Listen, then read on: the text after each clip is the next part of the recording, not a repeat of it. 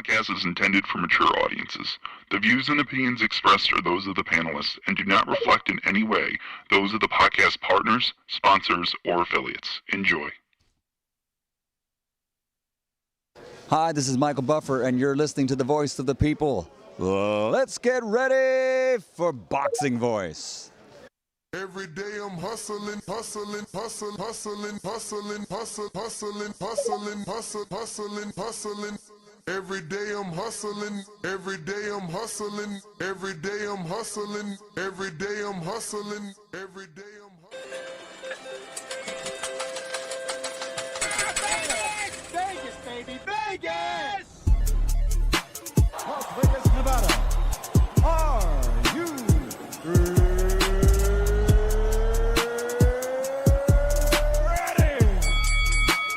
TheBoxingVoice.com.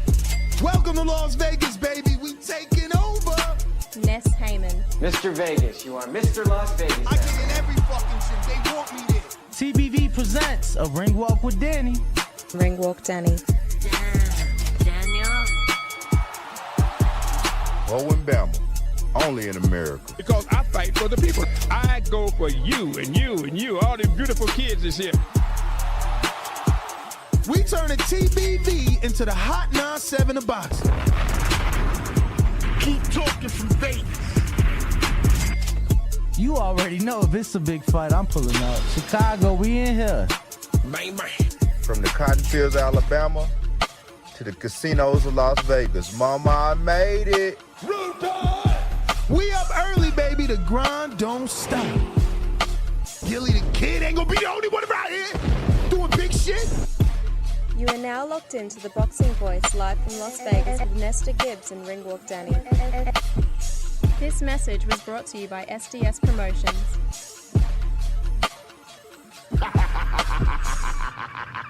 What up, what up, what up? Welcome back, ladies and gentlemen. Welcome back and good morning to you all. Welcome to another edition of the Boxing Voice Radio.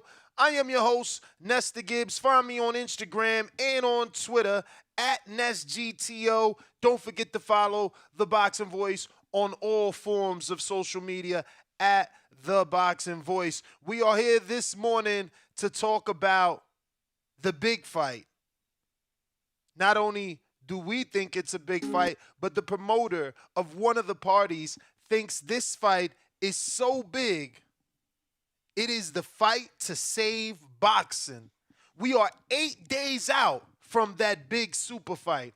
It hasn't felt like this since a Mayweather and Oscar De La Hoya, or a Mayweather and maybe Manny Pacquiao. The excitement is out. People are feeling the big fight week, and we're starting fight week 3 days early, as it's 8 days out for Gervonta Davis, a.k.a. Tank, who takes on King Ryan Garcia right here in Las Vegas, April 22nd. We will be having a live watch party. If you cannot get one of those very expensive tickets to the actual fight at the T-Mobile Arena, TBV, the Boxing Voice, will be streaming live as we always do for every live fight. We'll also be having a watch party simultaneously. Food and drink available. Some big industry insiders will be on hand. Join us Saturday with 40 hardcore boxing fans to watch this super fight. So we're here to discuss Oscar De La Hoya that feels this is the fight to save boxing. I don't even know what that means to put it into a poll, right? Like, what does he mean that this is the fight to save boxing? Like, how exactly does it save the sport? Yeah, can you guys come up with some options that maybe we can put it into a poll, right? Like, all right, this is the fight to save boxing. In what way, Oscar? You know, in what way? We want to assume the easiest thing. We want to assume that because these two fighters have finally, you know, gotten the courage and mustered up that courage to get in the ring with each other, that it will somehow become a snowball effect, that maybe this energy will rub off on their contemporaries, and guys like Earl and Crawford may sign on the dotted line. You know, maybe guys like Tank and Devin can finally see each other in the ring. Beterbiev than Bivol. You know, fights that we don't normally get. AJ and Wilder, Usyk and Fury. You know, that's what will save boxing. Giving us the fights that we deserve at the right time is how you save boxing. Is this the first of its kind, Tank and Ryan? Can they be the influencers? All pun intended, right? You know, can Ryan and Tank motivate some of these other fighters to take some chances? You know, man, I really wish I could remember the Instagram site that I ran across, and they created like a tournament or playoff style. I don't watch other sports, so all I know, it was a bracket, and it had all the lightweight fighters, and it had already had Shakur advancing after beating Yoshino, right? So it also has in the brackets already Tank versus Ryan. So the winner of that will move on. You know, obviously Shakur already won, so he moves on. The other fighters were George Kambosos versus Isaac Pitbull Cruz. The winner of that will fight Shakur. And the winner of that will become, you know, the one to meet the other winner on the other side, right? So on the other side, you had Martin versus Keyshawn. And you had Loma versus Devin.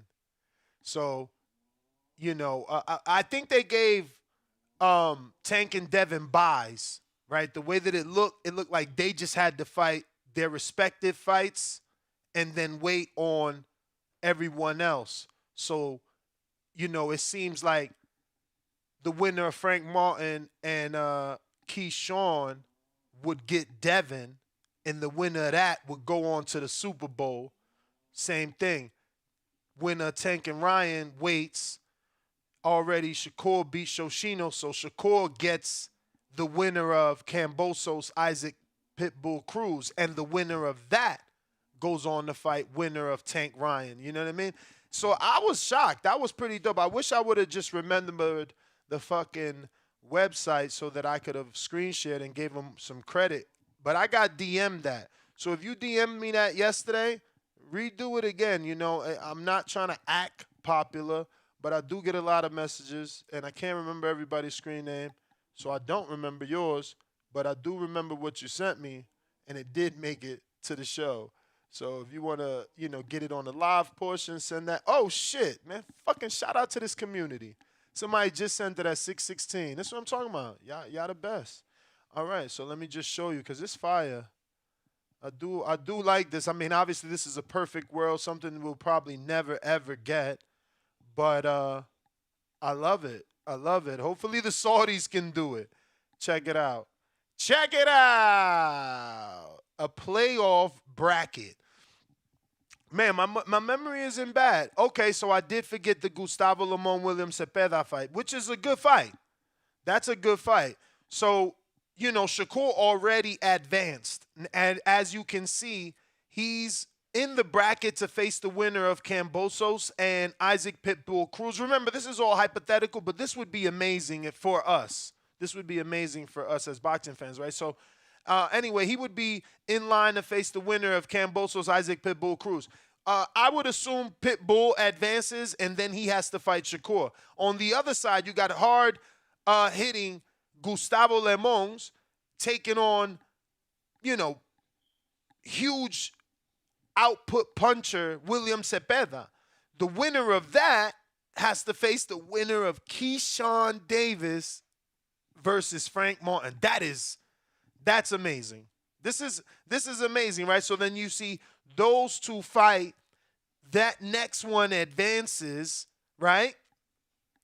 So then let's say, I don't even know who to say is going to win out of Frank and Keyshawn, to be honest with you. But that's credit to Keyshawn, because with 8 fighters, he has me wondering, can Frank actually beat him?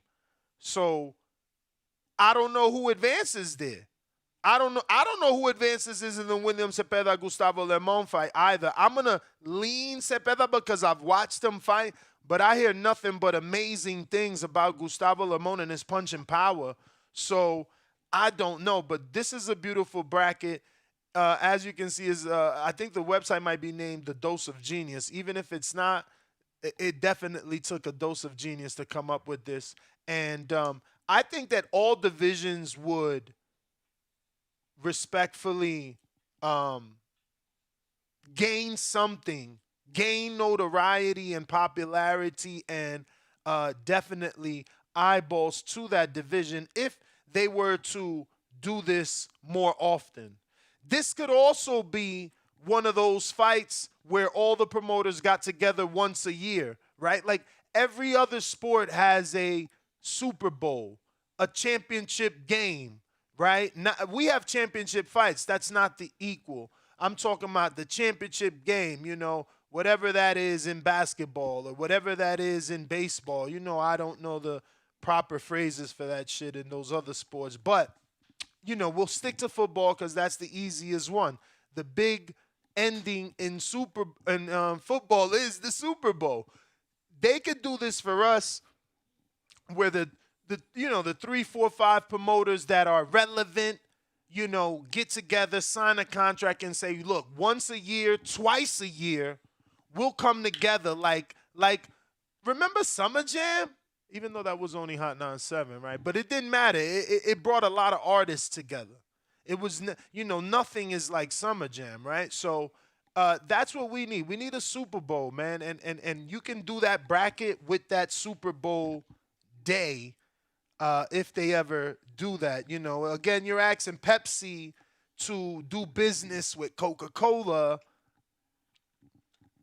and we know that that'll never happen. Now, I might have to Google that, as I've been saying that for years, but I doubt it, right? I'm going to just put it as simple as possible.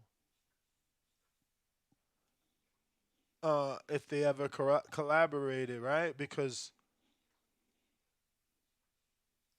Pepsi and Coke ever collab. Pepsi and Coke have joined forces. Well, there you fucking go. If Pepsi and Coke could join forces in 2015, the historic cola rival between Coke and Pepsi has finally fizzed out, at least on one issue. The two biggest brands, so they came to agreements on something. Who knows if it's actually business where they monetized, but the point is, if they can do it, anyone should be able to do it in terms of business.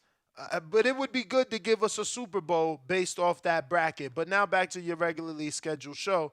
I'm still trying to ask you guys how I didn't grow up without SportsCenter, deal with it TV, but think about it. If you don't watch football, basketball, what's the other shit, hockey and all them other shits like golf, the fuck you doing on ESPN? They barely got boxing, so I'm really not supposed to be there. You know what I'm saying? They've stopped that for a while now. They used to have Friday night fights, and they had a little something else before that. But right now, they don't have anything. And, when have they ever put anything on fucking SportsCenter? When has boxing been covered on SportsCenter? So, I don't know. It's not like SportsCenter was going to help me learn about other sports when I'm not interested in baseball, so I'm not going to see baseball or SportsCenter. You feel me? But, yeah. Oscar De La Hoya saying that this is the fight to save boxing. It's, I don't know, man. I'm an optimistic guy. So, I want to live in that world with Oscar. I just, I don't know what's the timeline on this saving of boxing. This fight is made. It's been announced. We're 8 days out. So, when does the actual saving start? Does it start after the fight? Does it start once we know the pay-per-view numbers? Does it start when exactly? Like, you know, I just don't understand what he means. But we do have some quotes, and I'll give you that, and maybe we can, understand a little bit more. Remember that this is a $85 pay-per-view here in the United States, but if you have DAZN, if you're an existing DAZN subscriber as of today, you can purchase this fight for $60 in-app purchase if you have DAZN on your phone. I'm not sure if you can do it on the television, but I sure you can. I paid $60. Felt good to pay $60, versus the $85 on Showtime plus my monthly subscription to Showtime.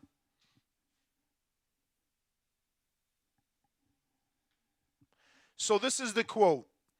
This is the fight to save boxing. Literally, De La Hoya told Showtime announcer Ray Flores. They keep on. Every decade has its fight to save boxing. This is the fight to save boxing. And the reason why it is because you have two young guys, two undefeated guys who are the best of the best, willing to fight each other. You can see the anticipation. You can feel it. The sellout in 4 minutes of tickets. It's a great indication that this pay-per-view is going to be huge. So, yeah, this is the fight of the year. I told Ryan Garcia the other day, I can see it in your eyes. There's something in you, your eyes, that tells me you're going to do something special. Because there's fighters in each generation that are chosen, and Ryan is the chosen one for this generation. End quote. Shout out to Oscar. Yo, it's funny too because isn't Tank's old nickname The One, right? But now they're spinning it and making Ryan the chosen one. But listen, I'm going to open up the phone lines. This is what we're talking about. Those are your quotes. How do we do we keep it simple with our poll? Like, will Tank Ryan save boxing? I don't even know what that means. Again, honestly, I don't know what that means. I really don't. Does boxing need saving or does boxing need structure? Does boxing need saving or does boxing need someone to supersee it? An overseer, some sort of enforcers, right? When motherfuckers break the rules, there's no one there to do anything. The most you get is a little weak suspension or something for most of the things that you do. And a 6-month suspension really isn't anything in the boxing world where the top level fighters, they're only fighting 2 times a year. So, they're already taking 6 months off. You know what I'm saying? Like, tell me how a 6-month suspension would hurt Crawford when he fights once a year. Someone talk to me. Tell me how it's going to hurt Wilder. You know what I'm saying? Like, some of this shit is just, that's what I think can save boxing. Well, I guess that's my poll, right? Just ask you the question that De La Hoya is saying, right?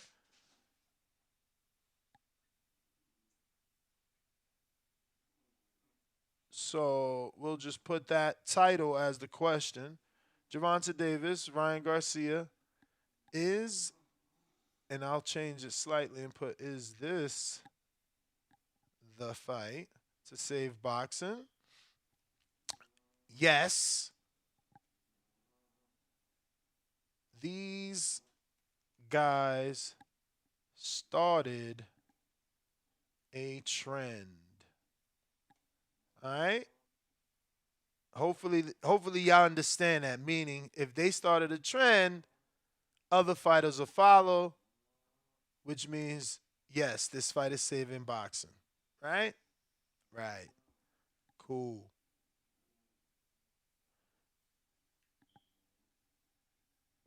And then we can do no, of course, right? What else? We'll do no. Let me see. No fight can save boxing. Because truthfully, I think no one fight can. Let's be real. Like, I just gave you a shitload of things that would help the sport. Let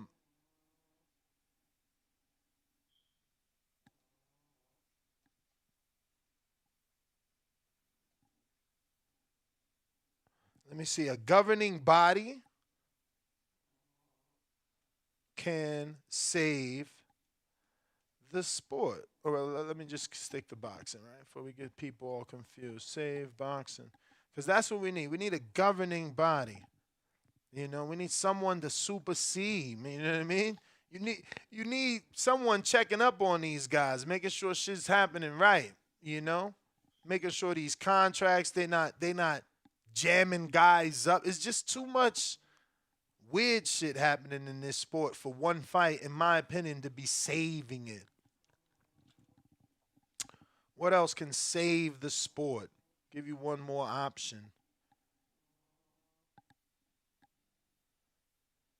Because obviously, you know, yes, these guys started a trend would be a good answer if it meant that others would follow. Because then, yeah, you know, good fights, you know, are what save the sport. And I think that's our final option. Or should I say competitive fights is what can save the sport.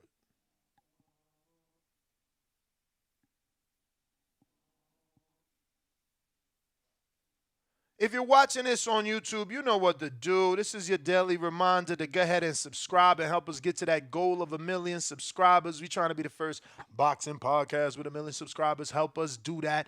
Drop us a 5-star review on iTunes. These are free things to do to support this show that helps you get through your day each and every day.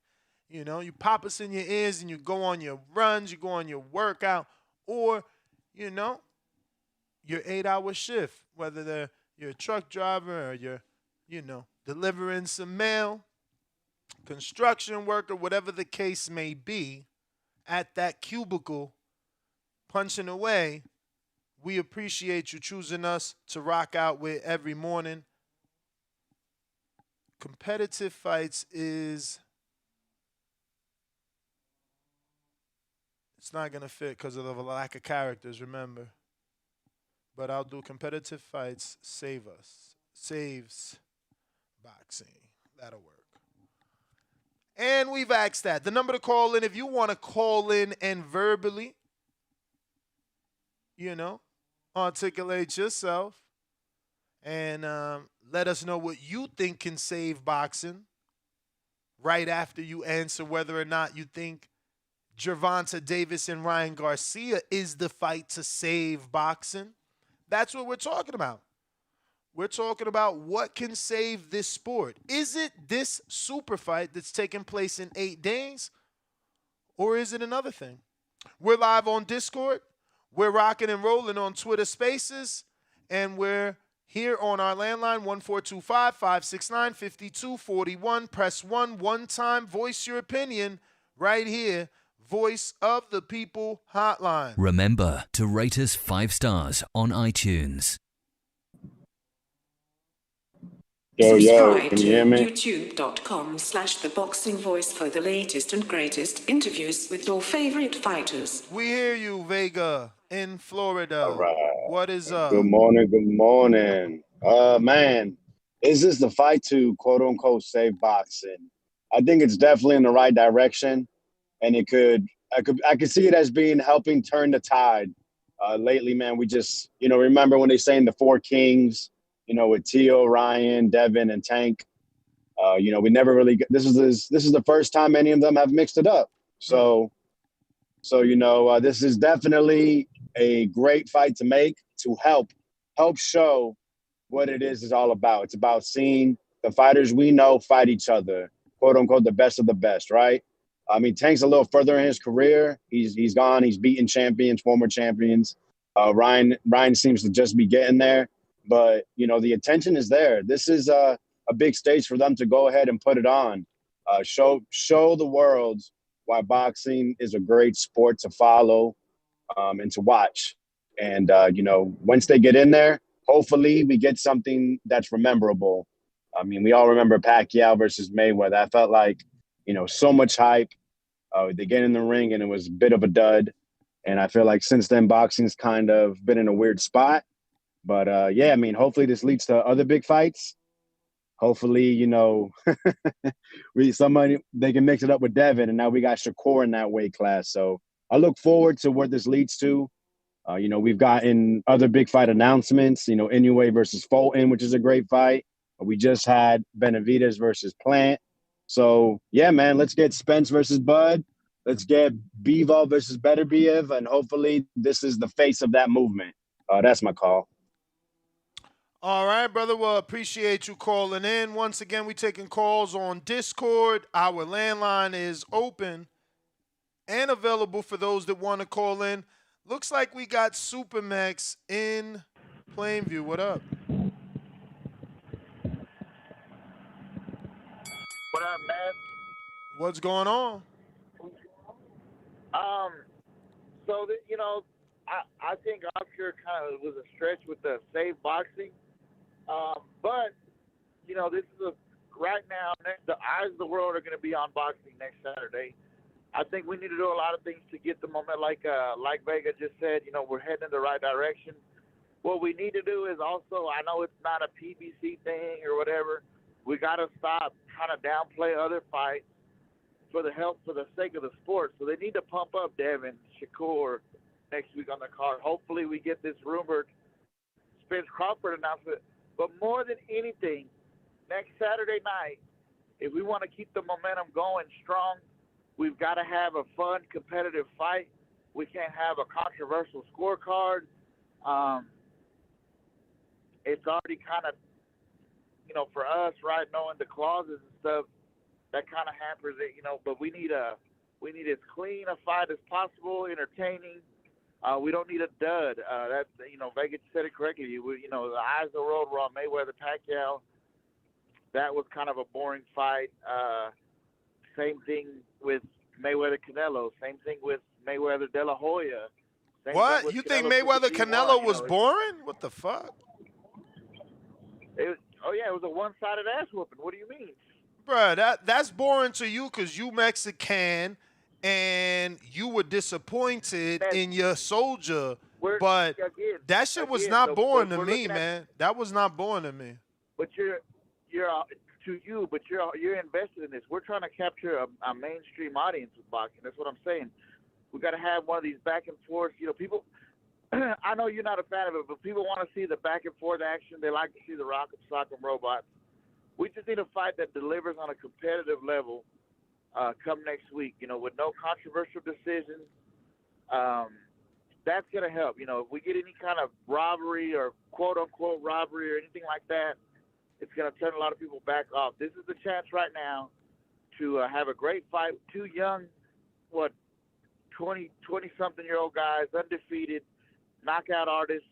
Let them go in there, bang it out, somebody have a couple knockdowns apiece, somebody gets stopped.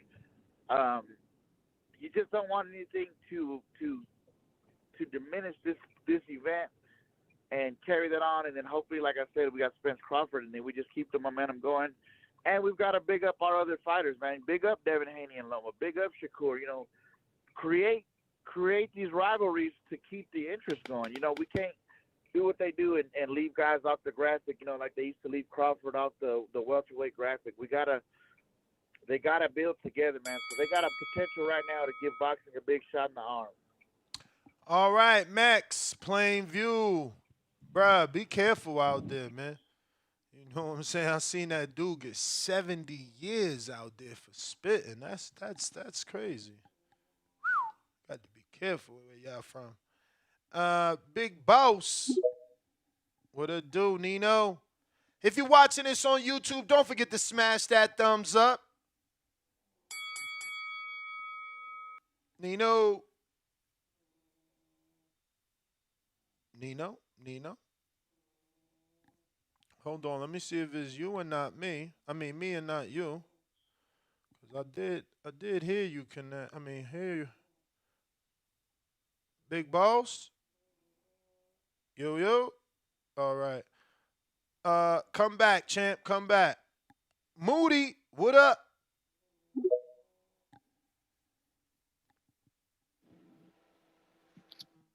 Moody, we hear you, but you just muted. There you go. What's going on, brother?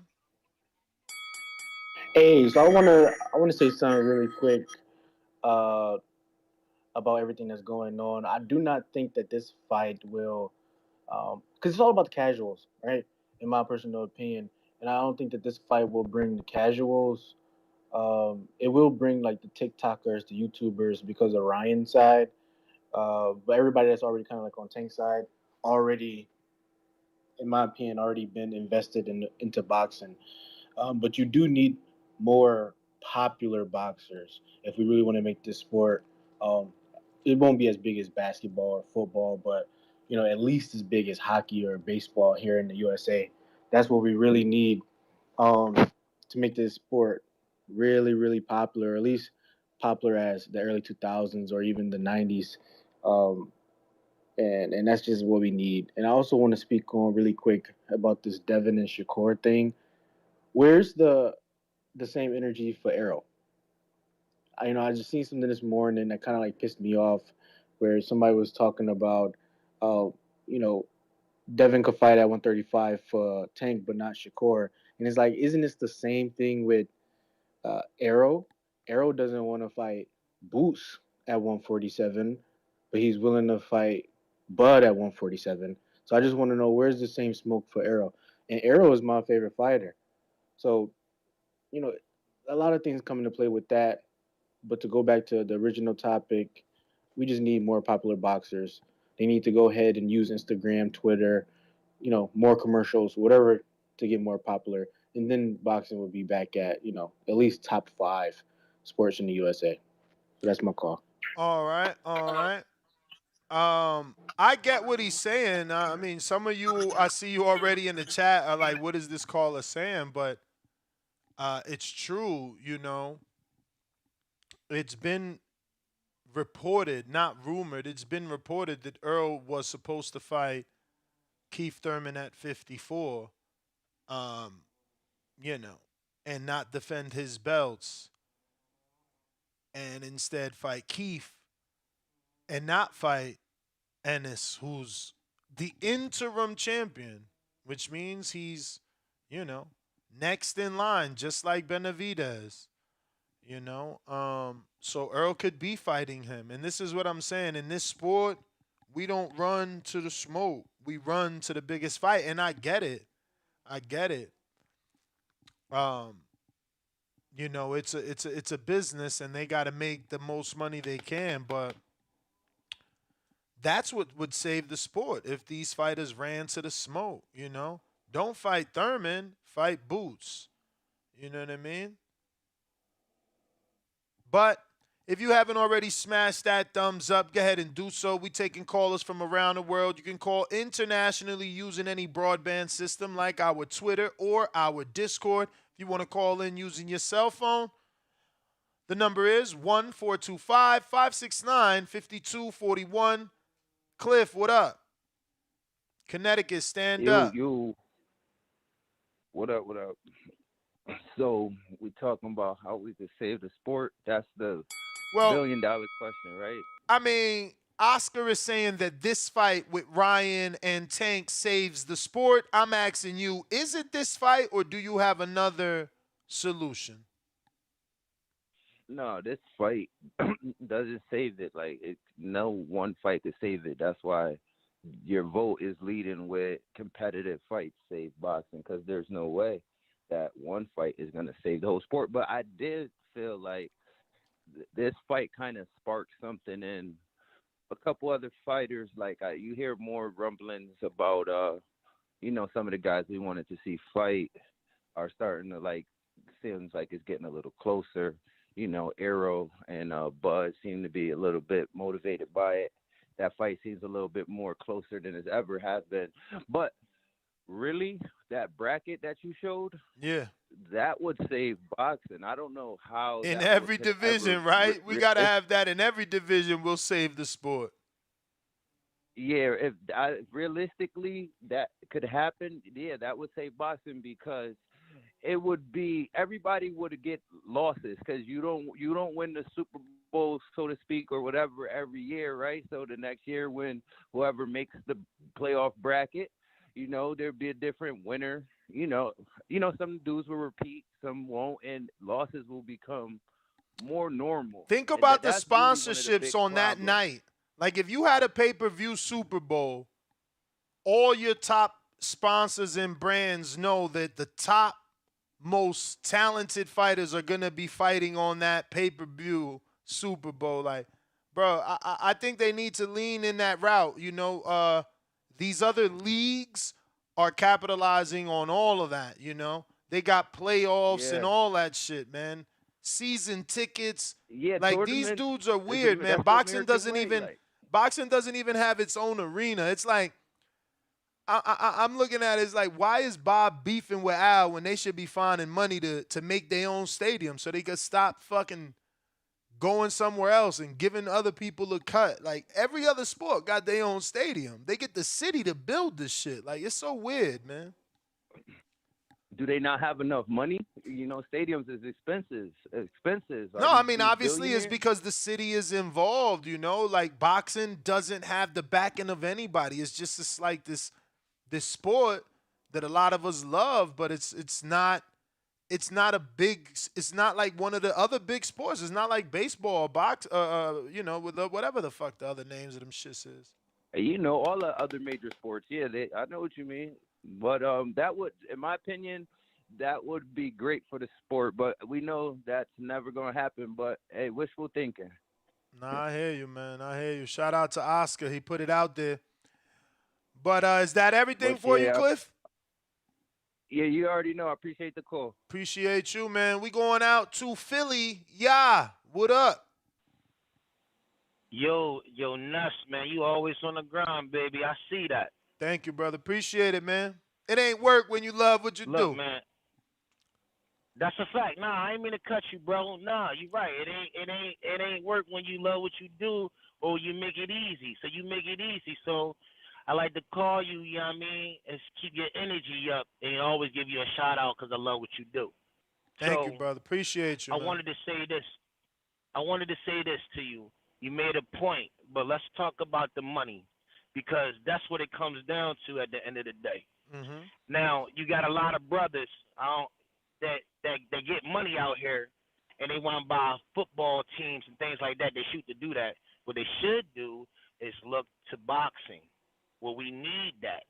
We infuse that money because the sponsorships, we can sponsor our own fighters. They used to, it seemed like they was going to do that in their, like, I think it was like the mid 90s when The Rock was into that when they had Ward, and it seemed like they kind of like edge off from doing that. I don't know why, but if they would do that, hip hop was strong. It's a strong influencer. You back the fighters, and then we come together and have a conglomerate and buy a big stadium, buy an old stadium. Word. You know what I mean? And then the fighters to start doing that, then they could infuse the money, then put the money together and build it like that. That's how we need to start our own thing instead of going to everybody else and doing it that way. That's just my take on it. But I had something I wanted to say to you before the bell is up. I'm going to hit you with a body shot, right? For the end of the bell. I want to know, by everybody else, they always talk about the Tank and the Devin and Shakur thing. I want to know, who do they think is a better fighter, Shakur or Tank? And from answering that, what would Devin be better at, fighting the best of the two? You tell me what you think. You hold on, I blanked out. Who would be better at fighting who? No, who is the best fighter out of Devin and Tank? I mean, you can't know that until they fight. Everybody's gonna go off our test, but that don't mean shit. You know, it But don't. what is the consensus saying though? I mean, the consensus is always going to pick Tank. The popular fighter is always going to be the better fighter. Canelo's always going to be able to beat Charlo because he's more popular, but they still got to fight. Charlo still got to show that he could be beaten. But the public's always going to lean towards somebody. That don't mean they fucking right. I mean, we all but that's the point, though. We all lean towards Fundora except me. And Mendoza knocked his ass out. But no, the point of what I'm saying is, I mean, damn, we all lean toward Fundora. I thought I said Mendoza maybe, but I meant Fundora. Everybody was picking Fundora. If Tank is the consensus better fighter, and Devin wants to fight the better fighter, then why is people trying to say that he'll be ducking Shakur? Because you gotta fight the better fighter. Yeah, because Tank is the better fighter, but he's still commercially the. So like, if you lose to Tank, it don't matter. He got all the power, and you getting the money, so it's still win-win. So if you turn your attention to Shakur and you fight the tough fighter that the world know it ain't the same amount of money, it ain't gonna make it to pay-per-view unless Devin does well versus Loma. His next fight ain't on pay-per-view. We all know that. He need to at least do 200 and some change like the Tanks and the Earls. If you want to stay on pay-per-view the way that Tank and Earl stood on pay-per-view since they started on pay-per-view, never went back, you're going to have to do at least 200. You're going to have to do at least 200. And people don't like to hear that. They like to be like, oh, 200 ain't shit, Tank doing shit numbers. But once again, if you do 200,000 times this, well, not this, because this is a different price point. And this, I don't think 200,000 for the Tank Ryan fight is enough to cover their purses. But in the past, 200,000 at 80, you're talking about $16 million. That covers purses. You could give Crawford and Earl 16 to split. One dude could get, I don't know, maybe 8 and 8, or maybe 9, maybe 10 and 6, maybe, something like that. You split that up, make them happy, whatever that split is. I mean, you know the math anyway. Crawford accepted 35%. The pot is $16 million guaranteed, and then you do pay-per-view numbers, you get a back-end check. I don't understand why these fights can't be made. Like, it's not that hard. The money is there. It ain't like we not buying a pay-per-view. I don't know what interview I was watching yesterday, but I think it just boils down to that, man. Fighters are afraid to lose. I think it was Shakur saying it on a Breakfast Club. Yeah, it was Shakur. Fighters are afraid to lose because once you lose that you got to rebuild. You lose the you're not making the same amount of money no more. You might not be on TV. You're struggling to get on TV. You might fight a year from now, It's not easy for fighters. That's why they don't want to lose. That's why they're not taking that many risks, because it's like, man, I'm going to take this risk. Fans going to talk shit about me. Look at Dominic Brazil. You know what I mean? In what world do we live in where a dude could have energy for the baddest man on the planet, step in the ring with him, test his mettle, and after he gets knocked out, we clowning him? You know what I'm saying? Like, he had the heart, but the way this sport is set up, we don't look at it as hard. We like, oh, that was a payday. That motherfucker just got a payday. He got paid to get knocked the fuck out, man. He wasn't, he was still scared of Wilder. You crazy? He wasn't tough. He just got a payday. That's how we look at it. That's how we view this sport. We don't even value the man that goes in there with the threat. We don't. Look at Shoshino. Who gives a fuck about Shoshino? Meanwhile, we calling other fighters ducks. We saying Devin is avoiding Shakur Smoke. But Shoshino got in there, we call him a bum. I'm telling you, this is the weirdest motherfucking sport. You gotta love this sport in order to love this sport because it's the weirdest. It's the weirdest. You know, on one hand, dudes is avoiding core. On the other hand, we ain't saying how Shoshino badass, how he was in there with the man nobody want to be in there with. No, we don't say that. Meanwhile, 4, 5, 6 motherfuckers done avoided that fight before Shoshino. CYP, what up?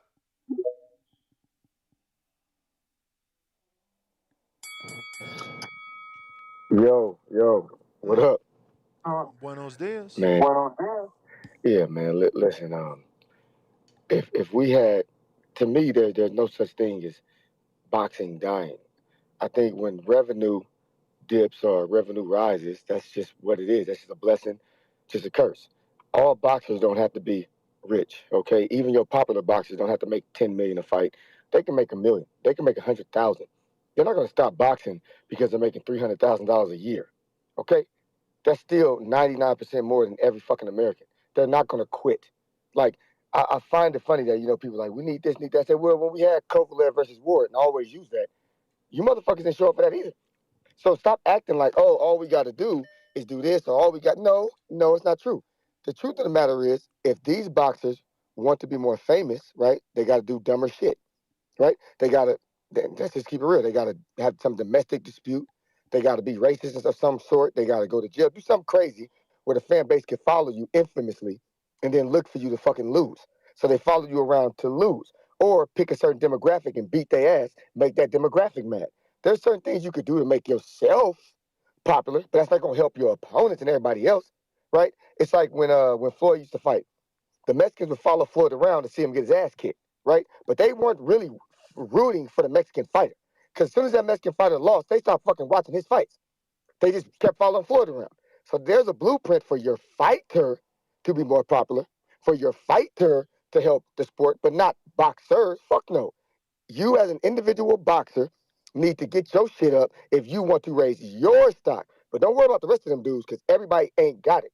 Everybody ain't flashy, popular, talk good, it's a troublemaker, slick, smooth, handsome, whatever you want to call it. All of them ain't like that. Most of them ain't like that. So when it came to the stadium thing, right? Every sport, big major sport, has a stadium for their team, not for the league. It's for their team because 70 to 90% of the people who come are for that team. They're not hosting different teams to play each other in their city. It's for their team. So if Canelo had a stadium in Mexico, that would make sense because he's always fighting there. Problem is, he only fight twice a year. So who's going to maintenance that motherfucker? Who's going to rent it out? So it's really not even going to be Canelo Stadium. It's going to be whoever's renting it out because they produce more events than Canelo does. But right? Because CYP, don't, that's why I said promoters. I specifically said Bob and Al get down on a stadium. That might make sense. But again, who are the fighters that's coming to fight there? Because all of your fighters, boxing, like even if you and I are rival promoters, let's hypothetically say you're Al and I'm Bob. We're rival promoters. We don't normally do business together. We come together only for Mayweather Pac and we did together Wilder and Fury. Cool. You as a one fighter, we could only use that stadium once with Wilder and Fury. Cool, but we got other fighters. We went half. Guess what now? Now you and I are making money daily off of the concessions. We not splitting that with the stadium. You know what I mean? We making money off the parking. And we got events there. We could do events every Saturday because it's now your and I stadium. So cool. Wilder fought today. Next week, Pulev fight from Top Rank. The following week, Devin fight from Top Rank, or whoever you got.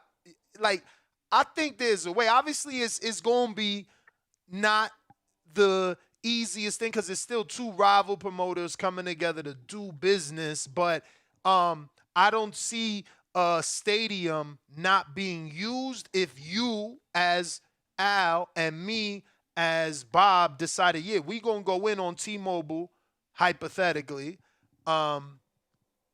we have the talent. Between you got over 200 fighters. I got 100 and something. You got a network. I got it. Like, I don't see why it don't make sense. These are the conversations. We need the right interview for this answer, but I don't see why it don't make sense. I'm not. You know what I'm gonna do? I'm not gonna knock the idea. I'm not gonna knock it. Let's try it and see what happens. My only issue is that there are a lot of fighters on PBC or Top Rank or anything that people just don't give a fuck about. So when you put those fights up and that stadium is empty, after a while it's empty again, and then you gotta wait for the big names. You're gonna start realizing, fuck this maintenance, fuck this fee. I'm tired of this shit.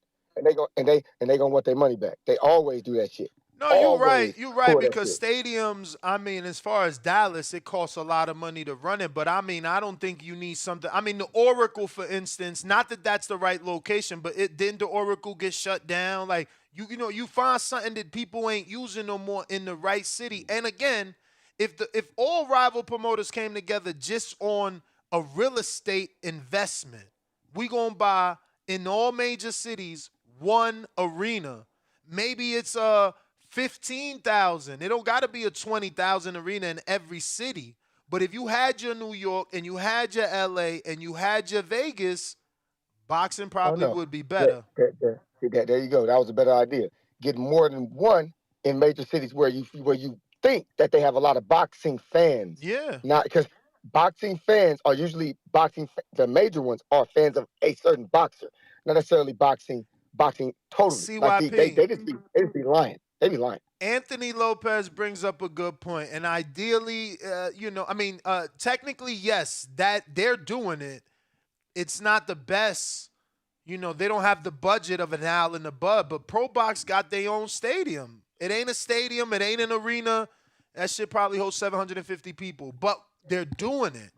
And they're putting on consistent fights, and they were able to now pick up international streams, and they had the Dubai stream, and they got Puerto Rico streams, and now they got Mexico streams, plus they got their weekly Wednesday fights.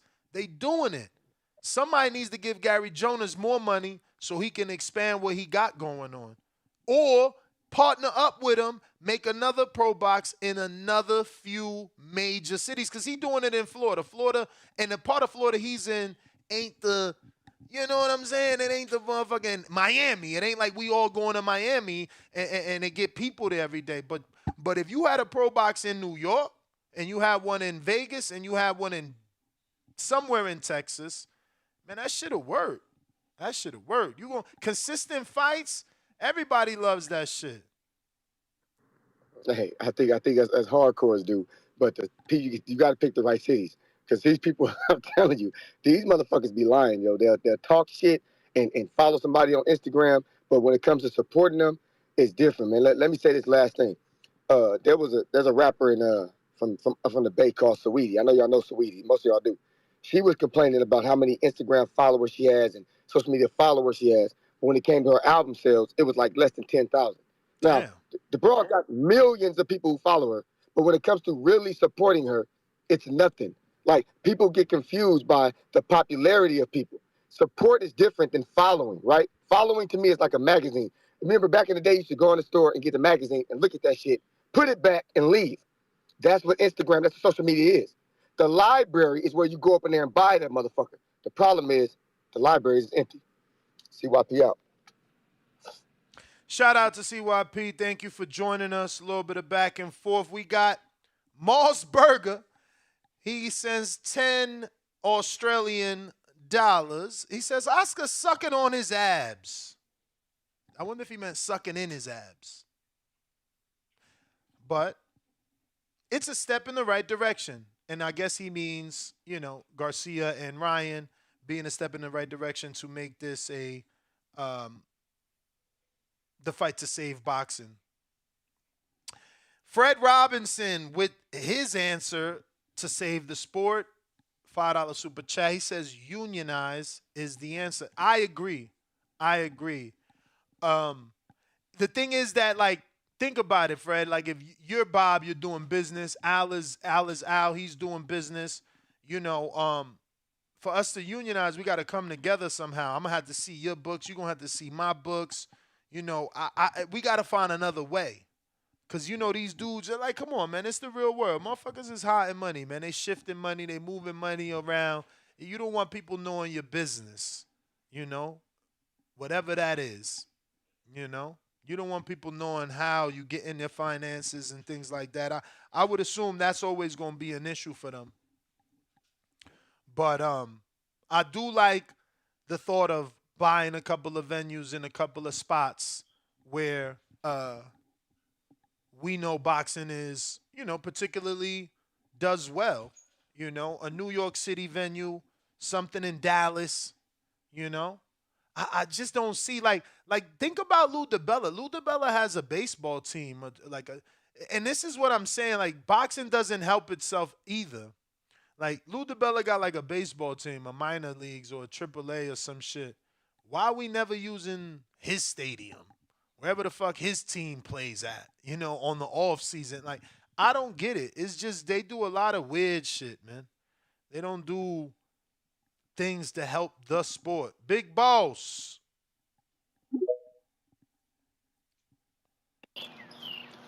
Yo, you can hear me this time? Mm-hmm.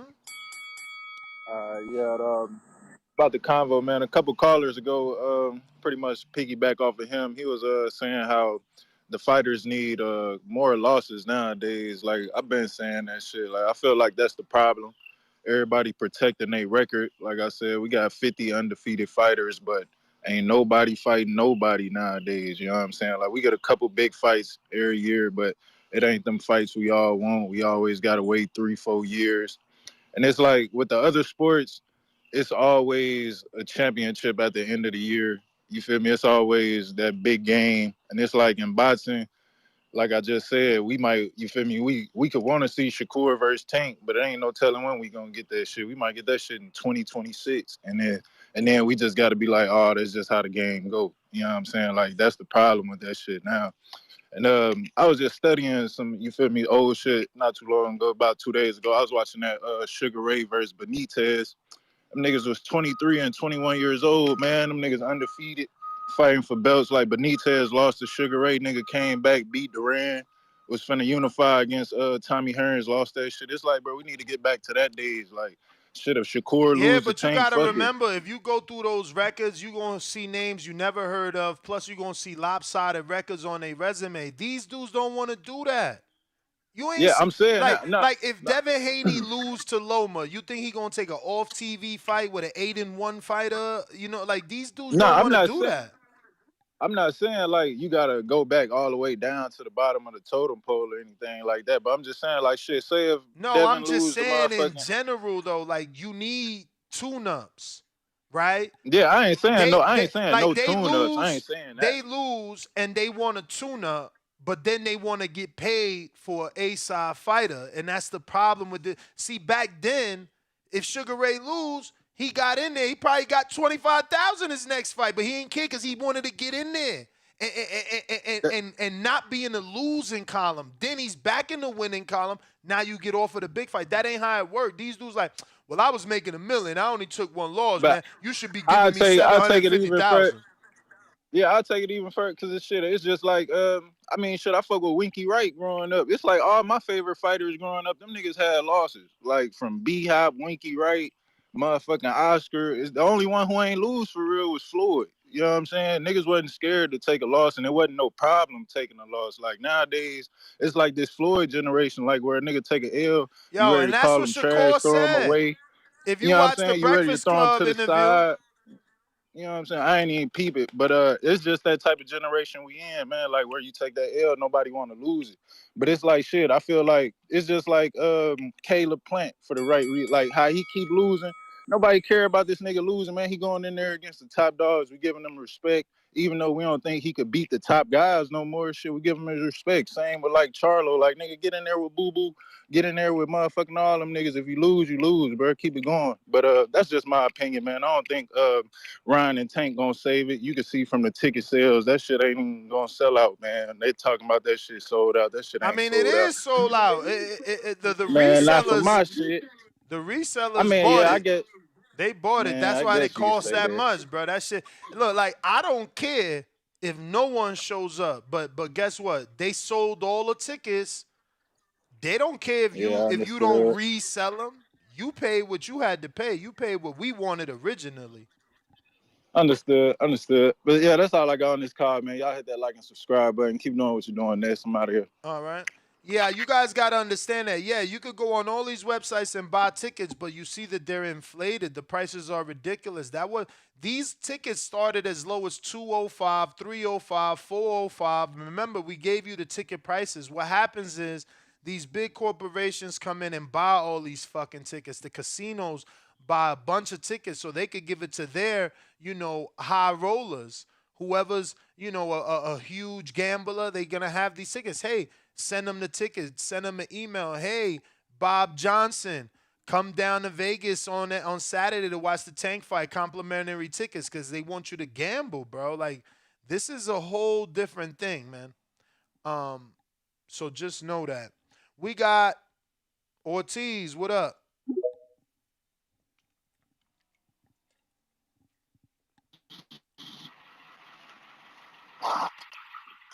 Yo, what's up, Ness? What's good? I hear that truck.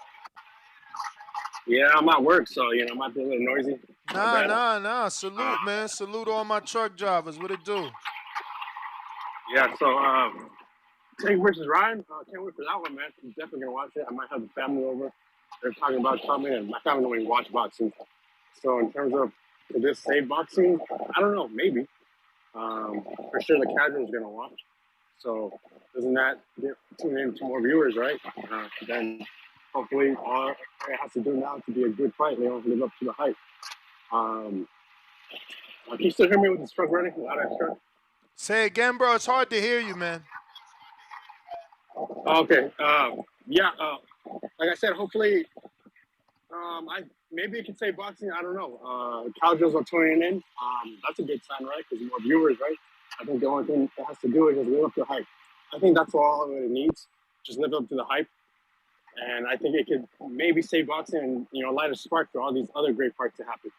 But that's all. That's my call, man. I gotta get back to work, and thanks for having me. No worries. Appreciate the call in. Yeah, man, that's what everybody else is hoping, that this fight sparks it for everyone else, We got Jose Lopez, $5 Super J says, Big Bang or Joyce, who you got?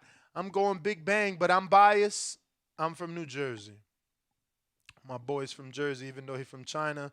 We've trained together. I know his trainer, Sean George, very well. That's my boy, former champ. So, I'm riding with my peoples. Riding with my peoples. Looks like we got a new caller in the 714. What's this? Anaheim? Who's this? Yeah, hello, hi. Is this on? Yeah, you're on. Here? You're on, brother. What's your name? Where are you calling from? Excellent. Jay from LA. And just want to let you know, I've been listening to you for a while. Definitely like the way you guys pump up boxing. It's a big plus. So I hear everybody saying, subscribe and hit the like button. So I'm going to do the same to give you guys support.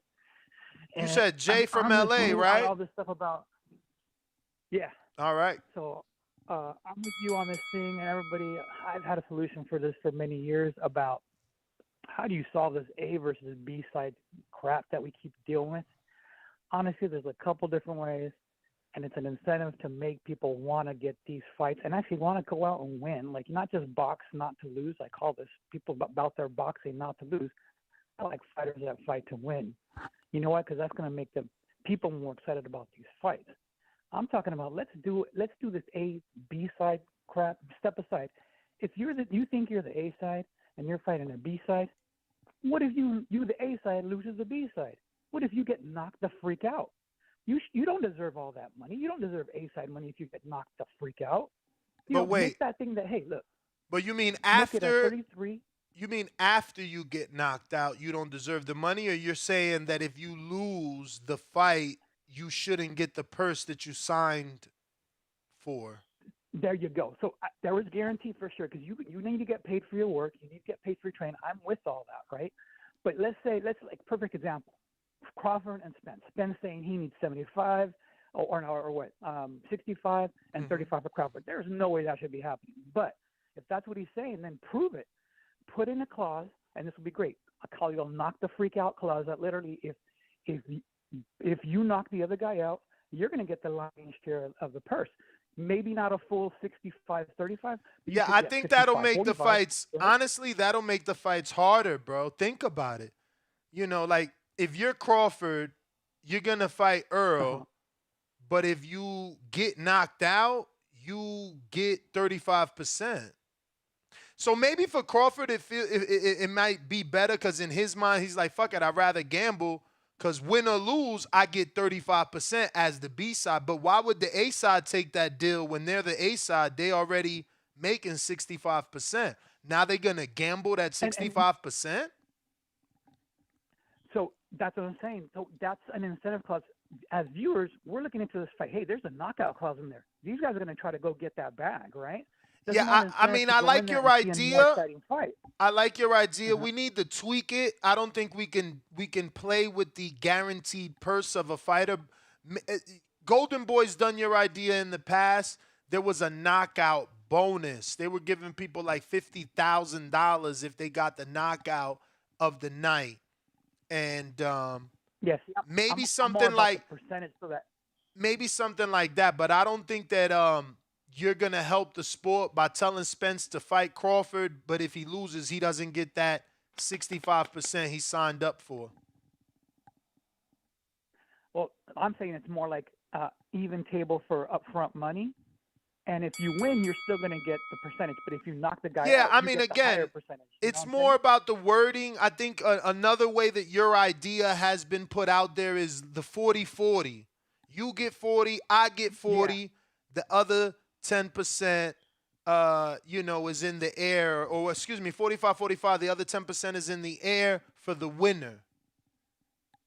Exactly. And if it's a draw, then you share the split, right? And you run it back. If it's a good fight and it's a draw, nobody takes a lion's share. Nobody proved they were better than the other guy, and you share the money. And guess what? You build up the next fight. Yep, that's a better idea. But that is the bell, champ. Do appreciate you calling in for the first time. It takes courage. We appreciate it. We on Twitter Spaces. We on Discord. I got Big Gucci. Nick, what up? What up, man? Shout out Ness. I don't see Ringwalk Danny there. Where he at, man? Man, you know Danny, he gonna say he was in the gym all night with Dev and woke up late. I see. Yo, man, this fight, I feel like I completely agree with what you said earlier, man. It's like it's gonna take a multitude of fights to save boxing, right? Like 3 fights, all right? So listen to this.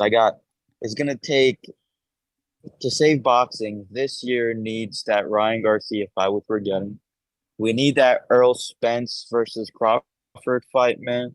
And we definitely need that Better B versus Bivol fight, man. Stop If we get those 3 fights, ain't nobody asking for Better Beef Bivol. Dude, that's 2 undisputed fights. Bro, the more undisputed champions we have, 1 name per division, like everyone's gonna have to face the man, dude. Like that's gonna put more eyes on the champion. Like, oh, this dude's got all the belts. Shit. You know what I mean? I think it's going to there are other fights to make in boxing too, man. I mean, we got Benavidez, Benavidez, Canelo, and that one too if it happens, man. But we need all those fights to happen, man. And yo, Zhang versus Joyce. I got Zhang too, man. I got Zhang too. My boy got robbed with that last fight, man. But yo, I recognize his skills, his boxing IQ, and his counter punching, which I think is gonna be the key in that Joyce fight, man. His counter punching, if he's on point, dude, night, it's over. Yo, you seen the face off? I thought Joyce was big, but yo, Zhang make that dude look regular, bro. He make that dude look regular. It's gonna be a crazy fight, man. It's going down, baby. We're gonna be doing a live fight chat right here Saturday. We're going live You know at I'm 12 p.m. Pacific Standard Time, 3 p.m. Eastern. Bang, bang, Zang gang. Let's go. We're gonna put Big Juggy on the bench. Watch us. You already know. I know, baby. I might even put if Zhang is the favorite. You know if Zhang's the favorite on that fight? Hell no. I'm sorry, if he's the underdog. Joyce the favorite. Yeah. Zhang is the Perfect, underdog. I'll probably put 20 on Zhang. I probably put what's the odds on it, you know? Yeah, it's like plus 575 for the Big Bang Theory. Oh shit, that's wild, bro. I'm putting 20 on that. I'm putting 20 on that. Dudes are sleeping on Zang, bro. But yo, y'all smash that like and smash that subscribe too, man. Best podcast on the planet. You know what it is. Ain't gonna hold you, Ness. Thanks for the call. Thanks for taking my call. Nah, shout out to you, man. Appreciate you checking in. We got C Dub, True Roll Tide. What it do? Yo, how the audio? Straight. Great, that was good. Shout out TBV, smash that like button, it's free. Do something with yourself. Shout out to Ness, every day, all day. Man, and that's man, people just not gonna do right, man. That's why I love the Lord of the Flies book, because it goes into the nature of just what people will do when they are not governed, no matter if they kids. That's what everybody. So with stealing and you're not getting no consequences from stealing, it's just people got to blame themselves. They really got to blame themselves. How you going to not pay for no pay-per-view fights, but then wonder why they can't make the big pay-per-view fights? You have to support the sport, and you have to support this market for them to be able to provide and give you what you desire. And then when somebody lose, they throw the fighter away. Deontay Wilder lost to one person, man. Fury. People saying, "Oh, he done. He need to go on a 5-fight comeback trail." Not. Oh, let's see him fight the other top 3 heavyweights to see how he will do in those. And that's why I blame the people. The people got to blame themselves. They really do. They really do. Becoming a boxing hardcore. I be in the boxing forums. I be in the back calling people chat, or you look at forums and people like ready to throw a fighter away off of one fight, off of one loss, and then it could be a tough loss. It could be a loss to the top. You can't win them all. So I would say, man, point your finger at yourself, man. Look at yourself. When Ryan lose or Tank lose, let's see how your support be on their next fight. When AJ lost, look at yourself how you talked about AJ after losing to Usyk. Like, how did you support their Franklin? Even though he may not have looked good, it's the comeback. Like, let's not throw fighters away after one loss. That's why UFC is kind of doing better, I would believe or say, because they don't throw fighters away after one loss. Jorge Masvidal was the co-main event, and he's probably a top seller, and he got like 9 or 10 losses. It's just we just need to appreciate people after they lose and still support them, and maybe don't throw the fight away and start buying the pay-per-views, and maybe you'll get them. But until boxing figure out how to stop people from stealing, yes, it is on everybody got a job to do. So yeah, boxing got to figure out how to stop people from stealing. So once they figure that out, then maybe we can start getting the pay-per-views that we want, because people are going to steal. There's not no consequences. There's no stopping that. So yeah, man. Shout out TBV. Smash that like button. It's free. Do something with yourself. All right. C Dub, thanks for calling in.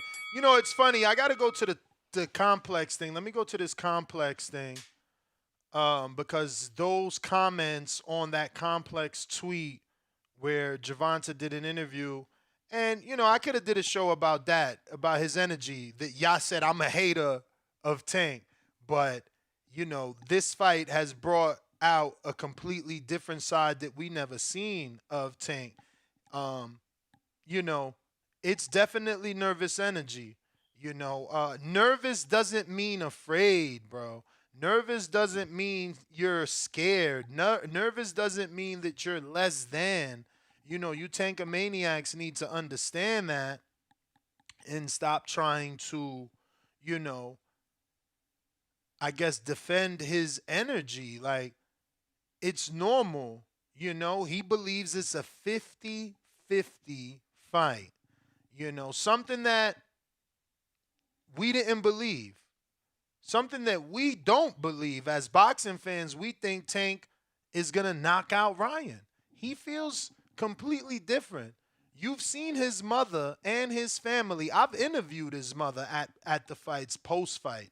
You can check it out on youtube.com/The Boxing Voice. He's specifically saying he's leaving the women and children home for this one because it can get ugly. And you can see his facial expression. Like, he really means this shit. You know what I'm saying? He really thinks this could be a war. But I'm going to play the audio, but then I want to show you these comments. Why these comments? Because these are not boxing comments. Complex is a hip hop, it's a different, it's part of the culture. We're kind of the same culture. Even boxing is a little bit definitely more diverse, but it's not the same audience. So we'll see their comments and how they have reacted to these words and to this fight. Because these are, in my opinion, I want to consider these comments casual fans. Casual fans, not hardcore fans. Why? Because Complex isn't a boxing magazine or a source of boxing, an outlet where we can find boxing content. So I feel like this is more of a casual fan base and a casual answers. I've heard you say that you don't like to bring your family to fights that you feel like are going to be a war. Do you feel like this is a fight that you'll bring your family to? Nah. I don't think so. Nah. Look at that. Look, I mean, we got to stop it. We don't want to get flagged. But look, body language is huge. And if you've been listening to this show for some time, you know I am big on body language. I consider myself a fucking expert. I don't care. This is not the Tank we're used to. Y'all can't say I'm a hater. Y'all can't say I've been hating on his energy changed, and I want y'all to fucking admit it. Why we can't just tell the truth in this sport? There's nothing wrong with respecting your opponent, and that's what he's doing. He's turning up. He's locked in. He's focusing. He watching tape. He don't never watch tape, he say. He watching tape. He got it on in the gym. Ryan got him fully locked in. And y'all could think Ryan is a TikToker and all this other shit. He does not. Tank has Ryan as his most dangerous opponent. He previously said this fight is more important than 1,000 fights. Now he's saying no women and children. Mama, stay home. I won't bring them there. Why? Do you feel like it's going to be a war? I think it's more so lead the kids and the woman home. Yeah. For sure. And let the men handle business? Yeah. Even my mom's. You got to stay home. Really? Say what? Man, we used to seeing her ringside cheering, yelling, supporting. Don't tell me his energy ain't changed. Don't tell me he don't respect Ryan and the power of Ryan. Don't say that. Don't say that. But my mom is she's tough. But nah. See, mom's being at the fight is a mainstay. You know what I mean? But nah. Nah, Ness, you a fucking hater, yo. You a Tank hater.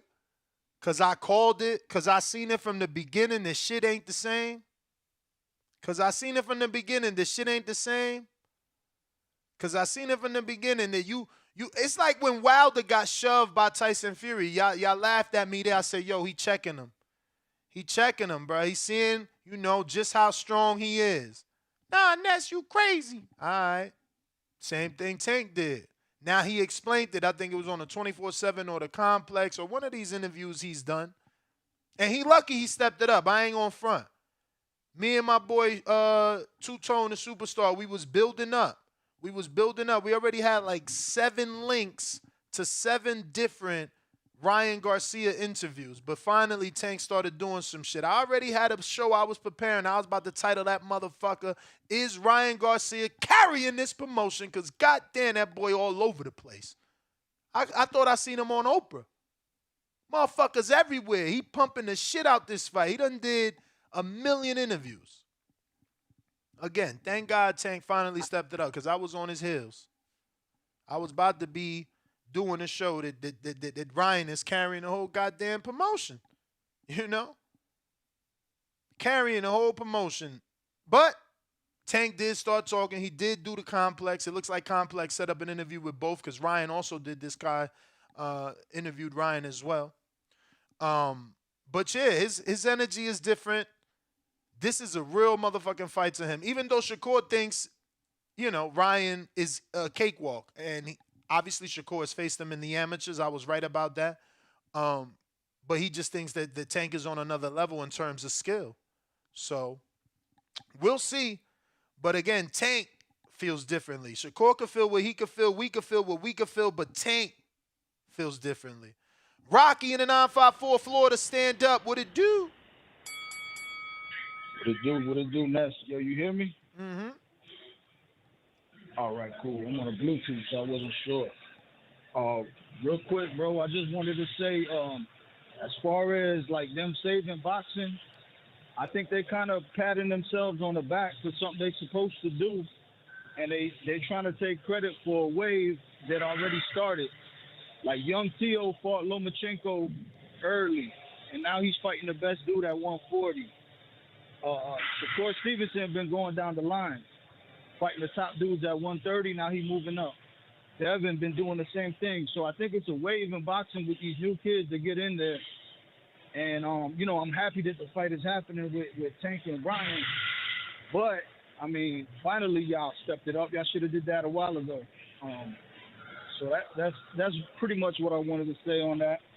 And then also, too, you got Frank Martin. He went in there with an undefeated prospect.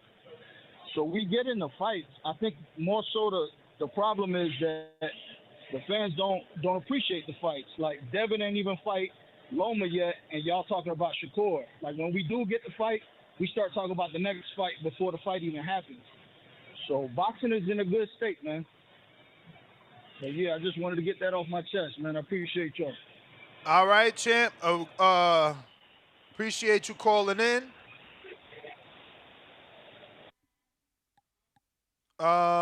Let me see who we got. If you're on Blog Talk, you need to press 1 at least one time. Harlem, I see you. ATL, I see you. But if you don't press 1, Treese, what up? Yo. What's good? What's going on? Hey, this fight, I don't really feel like it could save boxing. You feel me? I mean, boxing, like Buddy was saying, I feel like boxing in a good state. You feel me? So it's like it ain't nothing really to be saved, but I feel like it could use some enhancements. Is the word? You feel me? Like boxing, it's a lot that boxing can do to help itself and help the fans, like big time. Like I feel like I don't know if y'all hit, but like I'm sure y'all hit to that. You all remember the Contender series that they used to have? Yeah. You feel me? I feel like they should bring that back. Like they need to bring that back. I feel like they need to bring that back. They brought it back with Andre Ward. Yeah, I'm hip. I remember on Epics. I remember it was on the Epics channel. Yeah. The Godfather of Harlem joint. Yeah. But they need to do like city versus city. You feel me? Like so, and then like when they do city versus city, they say like they have the bigger fighters being like the coach. You feel me? Of the squad. So boom. Say we got a Texas team. Boom. You have like Charlo be the coach of the both of the Charlos be the coach of the team or something, or Errol Spence be the coach of the team versus like Team LA or Team Vegas, and you get like a Ryan Garcia or something like that to be the coach of the team or something like that, or somebody who about to fight be coaches of the team. You see what I'm saying? Like they get their own team and they do it like that. So like if Errol Spence versus Terrence Crawford, boom, they each coaching the team. You feel me? Leading up to their fight, so we get the exposure to the fighters, and we can get exposure to new fighters coming up as well on the Contender series. You know what I'm saying? And it's tournament style, so it's like can't nobody say, oh, he ducking him. It's tournament style. Everybody got to fight each other. I feel like we need to bring more tournament style action back in boxing. Ain't no such thing as ducking if we got tournaments. You see what I'm saying? So I feel like that's the key. And I feel like we need more network. There's more network action in the box, like network television, because these streaming services is killing, bro. This shit getting overwhelming too. On the price of boxing is killing motherfuckers alone. So it's another thing. You ain't lying about that. It's the price, man. We got to pay everywhere, every week, for sure. So definitely that. Yeah, that shit definitely get over. And it's like, but he was talking about fighters not wanting to lose. Cause like you got to look at an example like Joey Spencer. That shit was kind of that shit was kind of wicked. Undefeated fighter caught out another undefeated fighter. I like his heart. Like I appreciate the sentiment. You can see what I'm saying, but fighters don't want. And that shit was bad. That shit was bad. I feel like his stock definitely going down. I don't know who we could expect to see a Joey Spencer against next time we see him. Or when would you want to see a Joey Spencer again? Truth be told, they should be bringing him back as soon as possible. You know what I'm saying? He should get rewarded for taking the risk of fighting a dude that most people won't fight. You know, I wanted Ramos Fundora. That's done now. You know, so maybe it should be Ramos and Mendoza since he took out Fundora. You know, but you need to be rewarded, you know, for taking the big fight and for losing, for winning the big fight and for losing the big fight. You got to be rewarded. We can't just throw you away. Like somebody text me, Supermex text me, say, yo, dude from LA got a point. Whatever Mazradov, I don't know his name, but the Cuban dude from, Florida, he got 17 losses. I ain't know that. But look how popular that motherfucker is. People still talk about him all the time.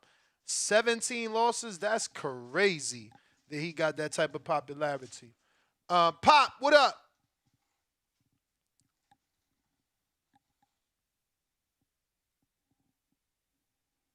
Pop, where you at?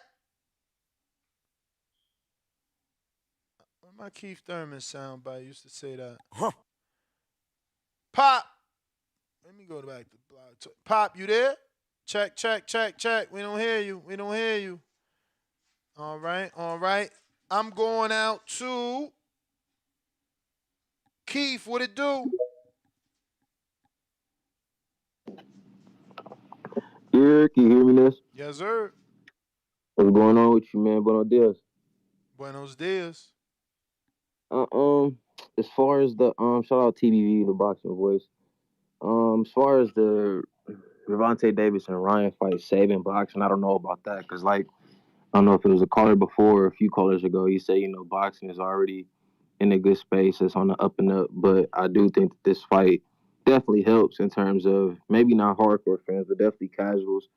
We know the fan base that Ryan Garcia is bringing with him, or is projected to be bringing with him to pay per view. So I think it'll definitely help, definitely rise the stock of boxing even more than it already is. As far as I got a question for you, as far as when you say Tank saying that this is a 50-50 fight and this, that, and the third, do you think that he's more nervous for the moment, or do you think he's more nervous for the fighter? Because I mean, if we look at, I think it's the going to fighter, always be a combination of both because, okay, the moment is big. Like if you listen to the show he did, he was saying how this feels like, I think he said Mayweather Pac. He says on that level, and he's excited about the celebrities that's going to come out and all that. That's what I'm saying. So if you had to pick one, just reading, you talked about the body language and everything like that. I'm a pick nervous about the fight then because he never faced a puncher like this. He never faced nobody this fast or this powerful. That's fair.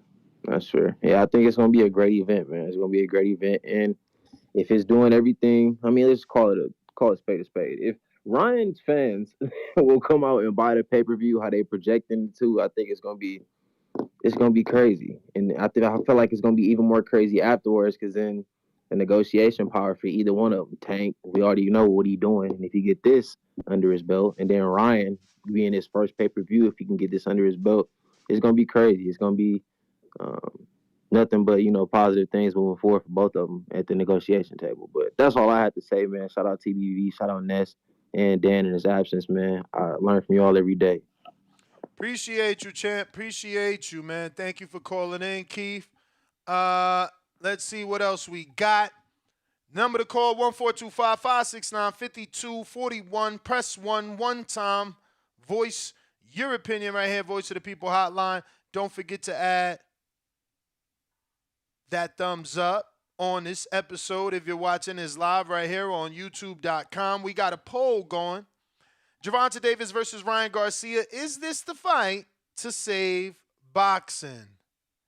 Looks like our poll results thus far are at yes, these guys started a trend. 29% of the voting public. No fight can save boxing. 12% of the voting public.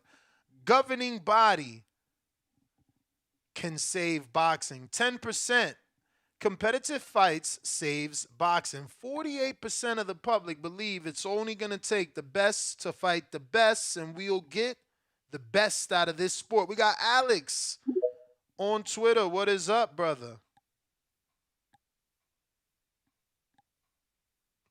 Alex.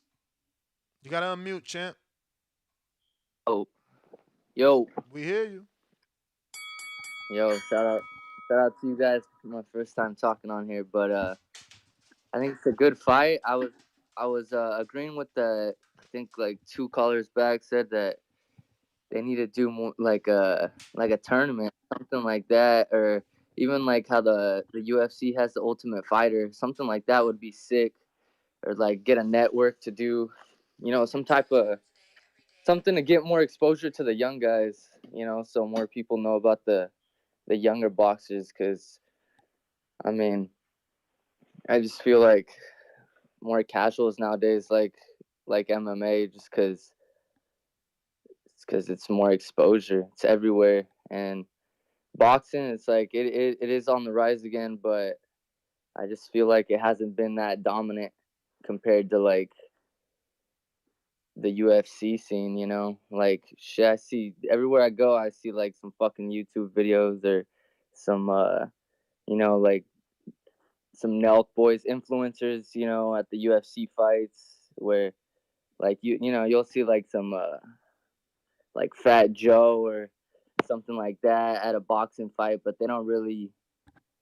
I mean, they're like involved in it, but like Dana White has like that.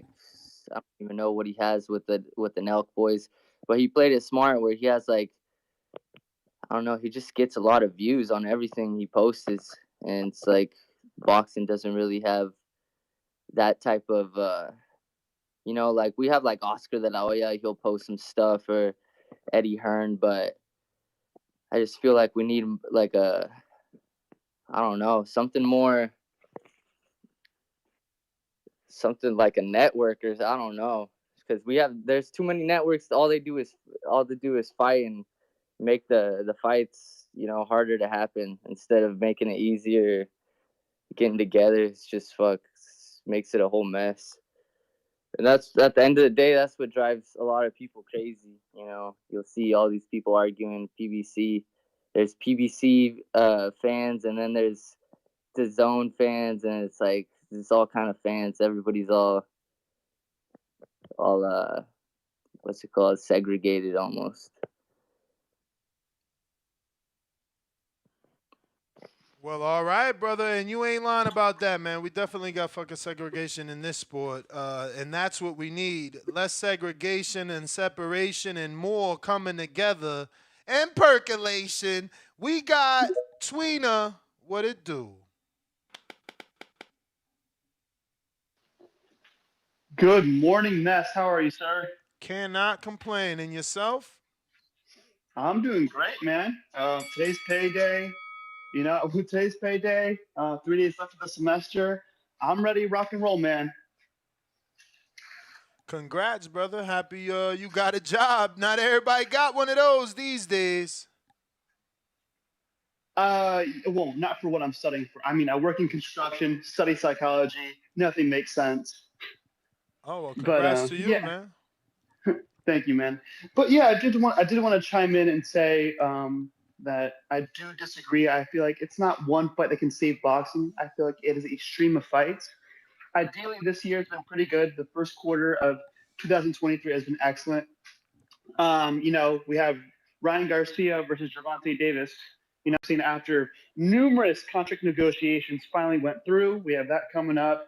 And then we might get Bivol versus Beterbiev for Undisputed. And Lord willing, if the boxing gods love us, and if they want to bless us one more time, we might even just get Canelo versus Benavidez September 2023, Mexican Independence Weekend.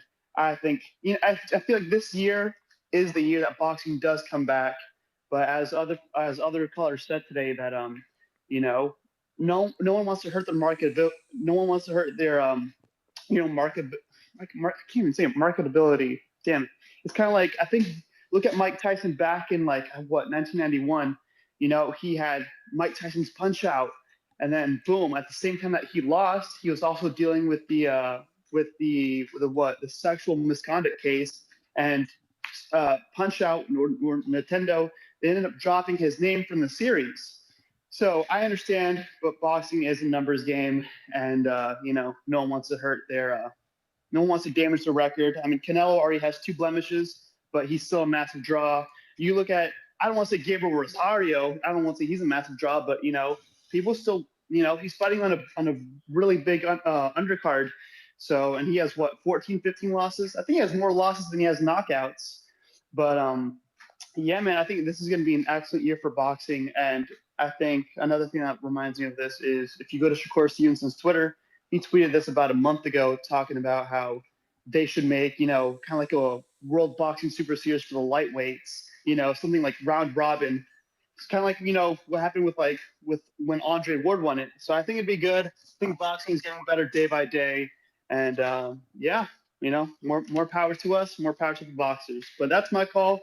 Ness, thank you for the great show. Y'all helping me get through the semester. I graduate in about 32 days. So shout out to y'all. And yeah, that's my call. Take care, man. Peace. All right, brother. Happy Hey, Friday. make sure you send us an email, man. We'd love to have you on speed dial whenever we need a psychologist to help us read body language. But we got a brand new super chat from Peb H Mob Productions. All right, or H Moob. I'm not sure, but we're going to go ahead and ring this along. First ever super chat. He says, can you give my son a shout out?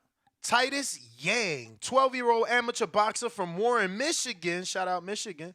He's fighting at Detroit Golden Gloves this week. And, well, congratulations to making it to the Golden Gloves to you and your son. And we wish you the best of luck. Hopefully you bring that gold home. Get your little Golden Gloves wrapped around your neck.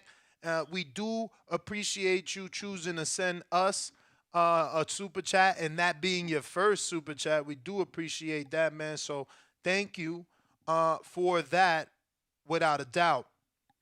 Also, since we're talking amateur and your son's an amateur headed to Detroit for the Golden Gloves, let's not forget that our lead sponsor for this show, lead sponsor means number one, man. Our biggest sponsor is www.kenichibear.com. That's KENICHIBEAR.com.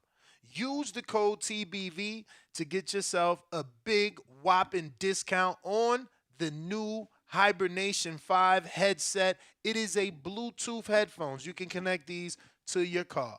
You can connect these to your phone. You can connect these to your PlayStation and Xbox.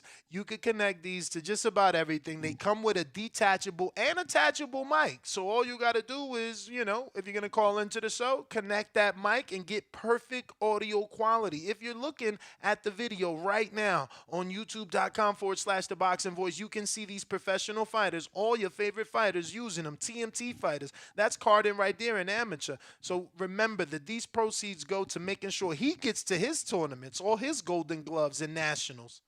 So use the code TBV. Support your favorite show because they are our lead sponsor. And every time, we send someone over there, they know. We got Carlos. What up?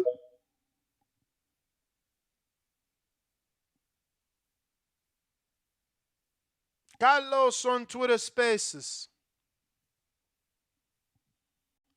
Carlos, Jonathan Lambarena, what up? Hello. What's good? Hey, this ain't Carlos, but this Jonathan What's up? Ness. Hey, I just want to touch in on a lot of and I do think it was a good idea for Gervonta Davis to go on Complex. Mm-hmm. But just like you said, Complex is a very casual platform. So yeah, it's a good thing he's getting to the casuals, but I like to say, and a lot of people might not like it, but Tank does have a lot of like the same type of love in hip hop fans, are his casual fans.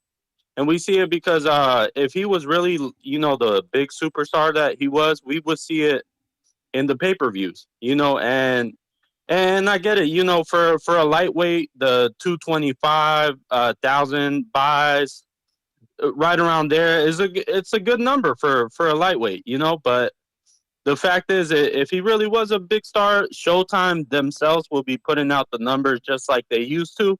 Um, and we wouldn't have to be, grabbing numbers from here and there, different sources. We would get it from the main source. Um, I do think this fight, however, is a very good fight. Uh, out of all the ones that been announced at for 2023. So props to both fighters.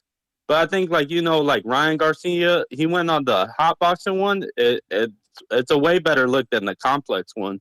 To me personally, and that's just me being a boxing fan. But I think some people are just in denial that or not denial, but they just want to up their fighter or like the guys that they like personally so much to they call him like they're still calling Gervonta Davis champ.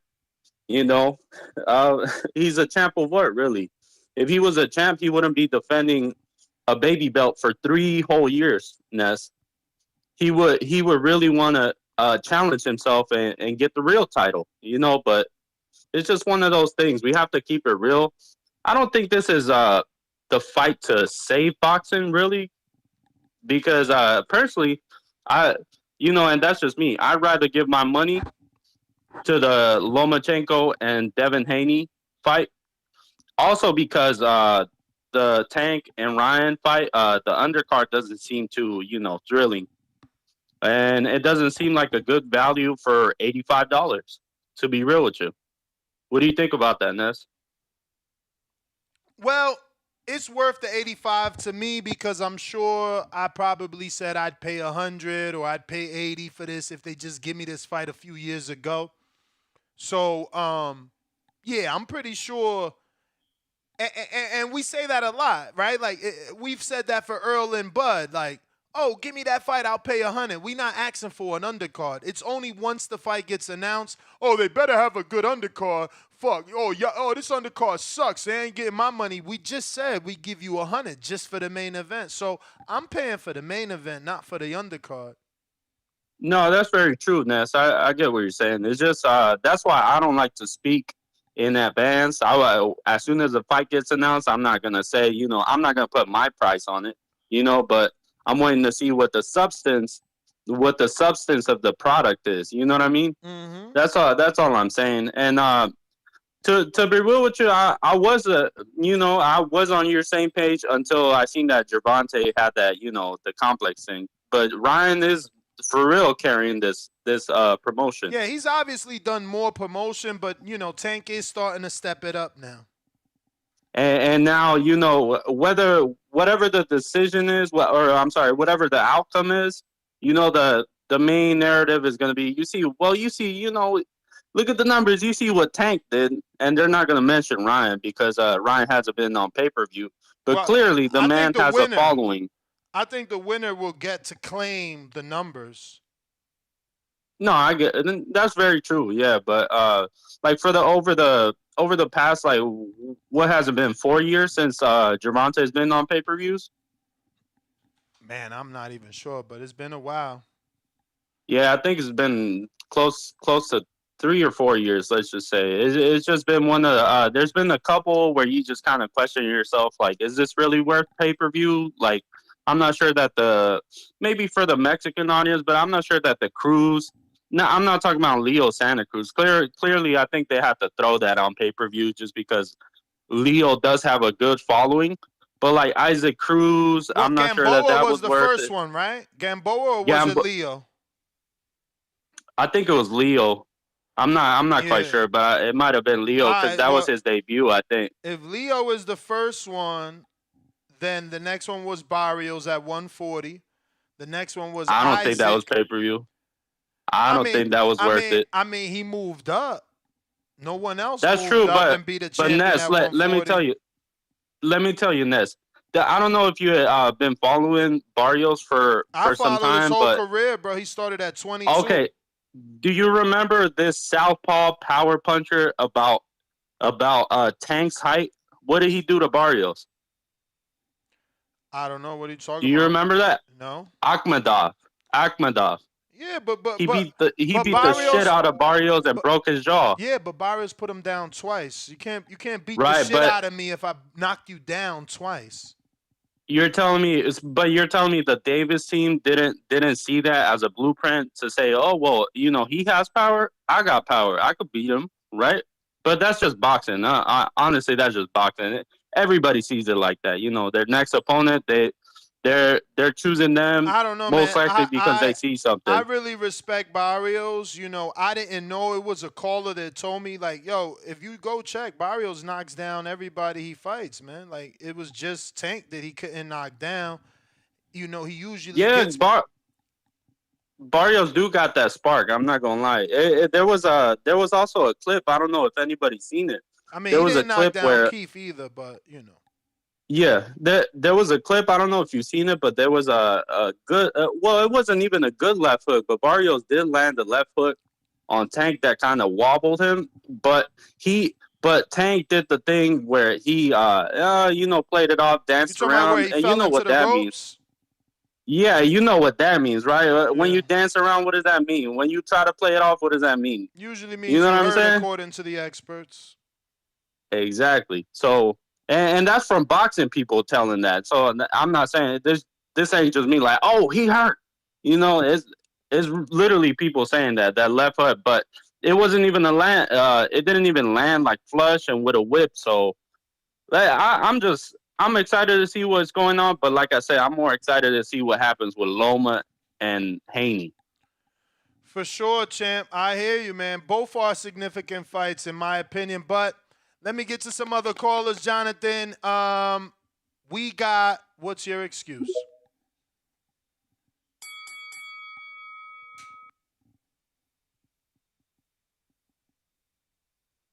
What's your excuse? If you're watching this on YouTube, you know what time it is. Hit that thumbs up. It's going to help with the visibility of the show. We rocking out here every day. We here to get you through your day. The least you could do is show a little bit of super chat. Excuse me, not super chat. I meant thumbs up love. Thumbs up is free. My bad. We going out to what looks like Puerto Rico. Vamos a ver. I think this might be Alex. I should learn this by heart by now. I guess I'm wrong. Christian in Miami, what up? Dímelo, Tigre. Que lo que? Ahí viene, you know how it is.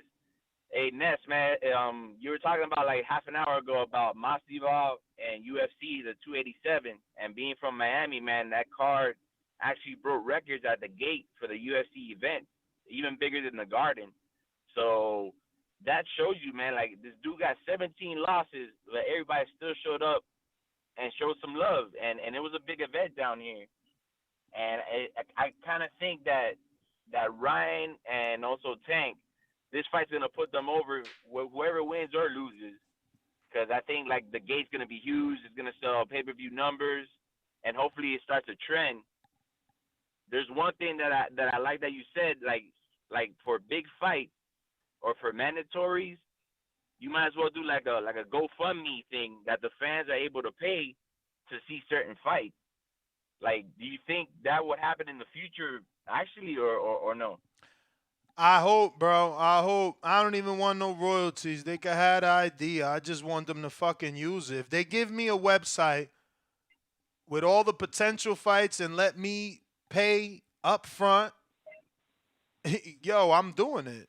You don't make the fight, give me my refund. I'm good. I'm all right with that. I spend money on dumber shit than that. I kind of feel that boxers and fighters would jump on that opportunity because they're money hungry. A lot of people don't fight. I'm not sure I One thing that I'm understand. pretty upset about is Ennis and my boy Virgil Ortiz. Like, I feel as though they're in the freezer right now. Well, Those Virgil guys are keeps like getting fighting hurt, maybe man. once a year. Virgil keeps getting hurt. That's Yeah. his own doing. He always got something wrong with him. I don't think ese chamaco could stay at 147, man. I think he got to go up, honestly. That's just my opinion. Bro, but he already went up. And, He was a 140 pounder, didn't win a belt, went up to 47. His excuse was, my whole stable is at 140 because he was training with Robert Garcia and Jose Ramirez was there, so he moved up. He didn't win a belt. Like, how many times you gonna move up without winning? But New York 716, who's this? Hey, what's going on? What's up, brother? What's your name? My name is Sean. Sean. That last caller, yeah, that last caller is a clown.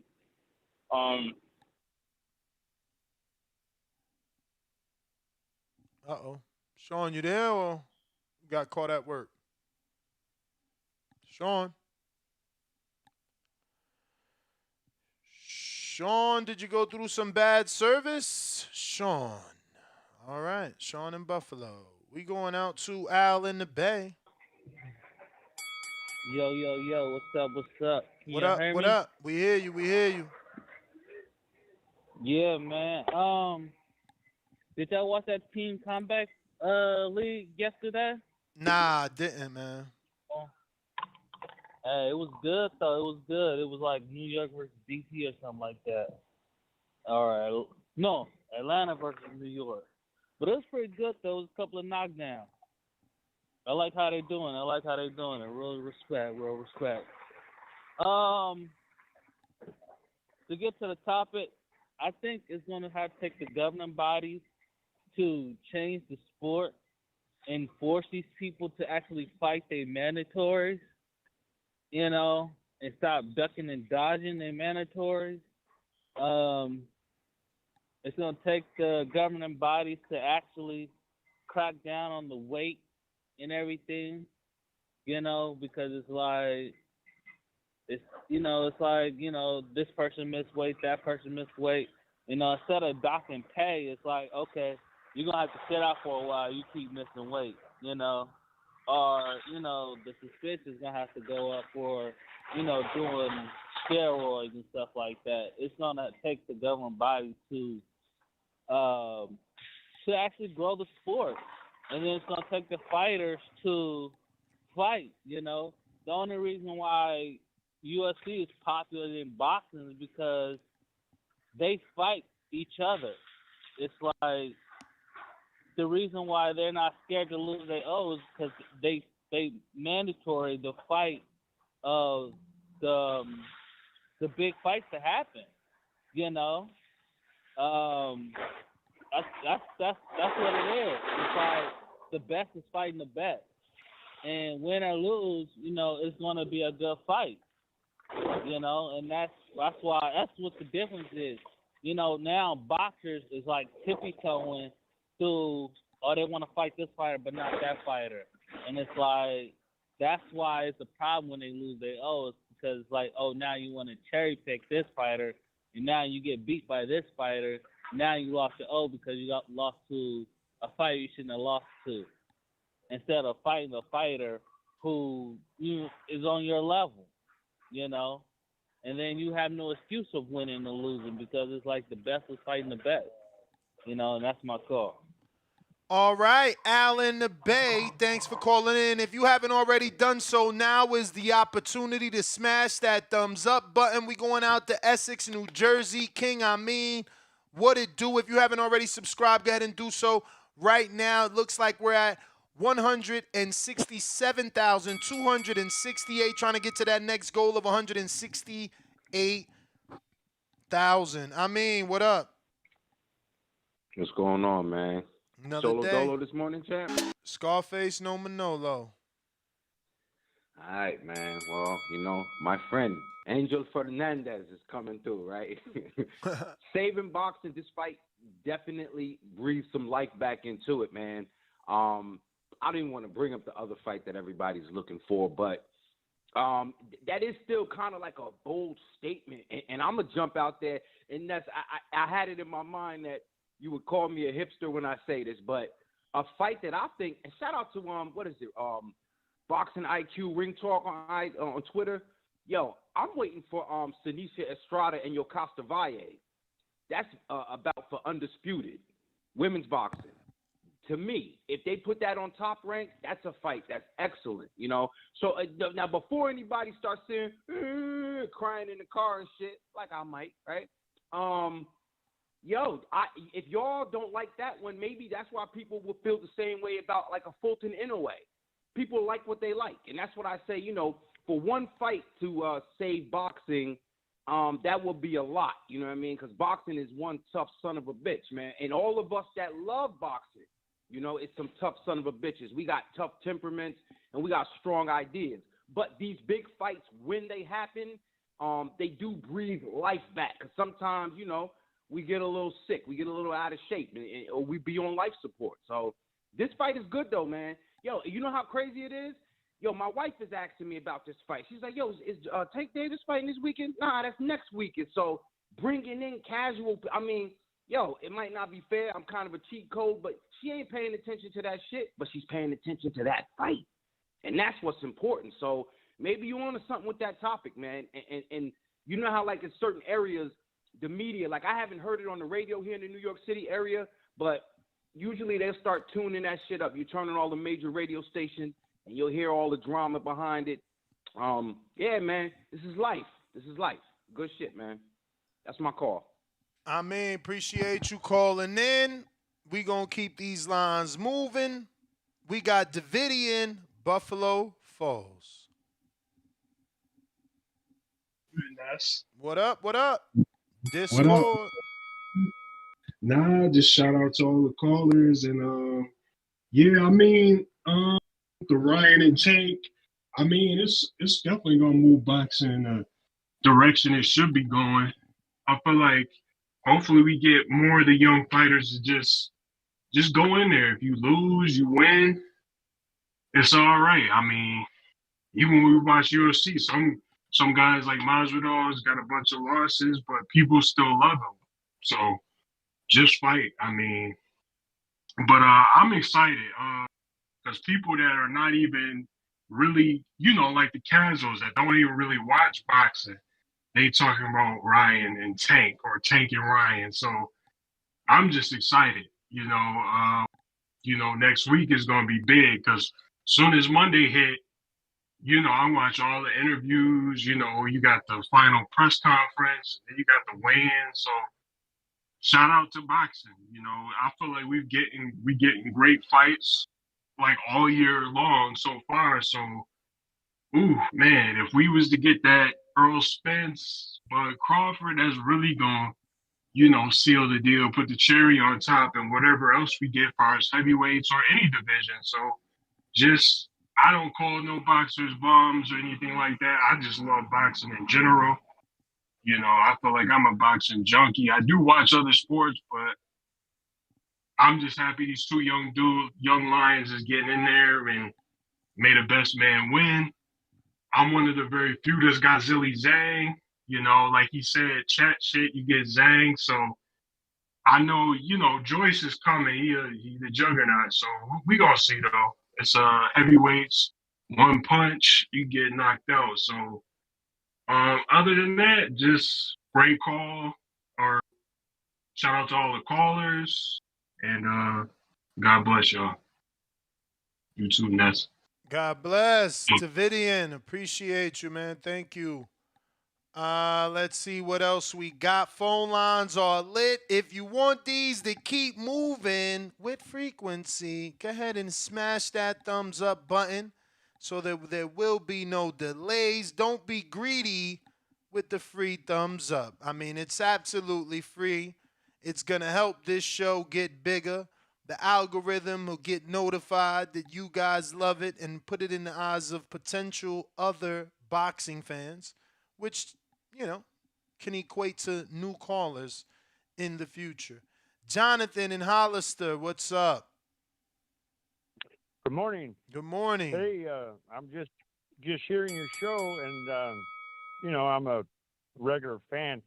I just want to let everybody know that I feel that $85 is only $8 in this day and age, and I don't think that's a lot of money for a fight, and I don't think people should be griping about that and trying to cheat our fighters out of their money. I just don't think $85 is a lot of money, and I believe Tank and Ryan deserve that. They're going to put on a show, and it's going to be a good show. It's going to be a big show, and it's good for boxing. And I'm looking forward to Haney and Norma. That's going to be another big show. It's going to be great, and it's just helping boxing out. And everybody complaining about stuff, and it's just those warriors are going to go at it. And I'm kind of going for Tankster because I like his style. I don't know what it is about it, but I don't know if you guys know about boxing and basketball kind of being married together. And I always feel that if a guy can't play basketball real good, he can't really box that good either. Because, I don't know, something about basketball and boxing is, I don't know, kind of holding hands together. I've always seen that. And I'm an old man. I know in the old days, the boxers didn't play ball, but I noticed in this day, all the good boxers play ball. I mean, the ones that have good footwork and good movement and can fight in the pocket, they're all good basketball players. And I know Tank plays ball. And Ryan, I watched him go over to the Jackrabbit one day to play with Salvi over there. And Salvi schooled him, man. The kid was so flat-footed, he didn't even want to play. And that was a few years back, because I believe Ryan used to hang around over there at the Jackrabbit over in L.A. down there. I don't know where that gym's at, but I know the people that run it. And I watched that. I don't know why I think that. I just think that basketball, if you can't play basketball real good, you can't box real good. I don't know why I think that. I mean, what's your opinion on basketball and boxing? I mean, I guess it's gonna help if you can play ball, right? Like I had a trainer, that used basketball to help fighters find their stance. Sometimes fighters don't feel right in their stance, so he'll tell you to get in your basketball position, which is a little wider, but somehow you feel defensively, you feel good in that position to go laterally, right or left. So yeah, I guess if you could play ball, it could help with boxing. Obviously playing basketball makes you agile and athletic, and you're running up and down the court, so you got stamina. I mean, I'd prefer for you to know boxing. Know how to play basketball versus not knowing how to play basketball, if that means anything. But yeah, Jonathan, man, thank you for calling in. Let me keep these moving. We going out to Ronnie in Phoenix. What's up? Good morning, miss. How you Buenos doing this morning, man? dias. All good. I don't think any one fight can save boxing, but man, this is it's a good mega fight. We all gotta admit it. We wanted it. We asked for it. We got it. Let's be happy with it. And I mean, like I said, I don't think it saves boxing. I don't think boxing's dead. I'm a fucking boxing fanatic, so I don't think boxing's dead. But I'm like you now. I'm trying to watch every single fight I can, man. I have the zone for all the years because I don't want to miss any fight. It is hard sometimes to watch the European fights that we know nothing about. But I still try to keep up on all of it. You mean?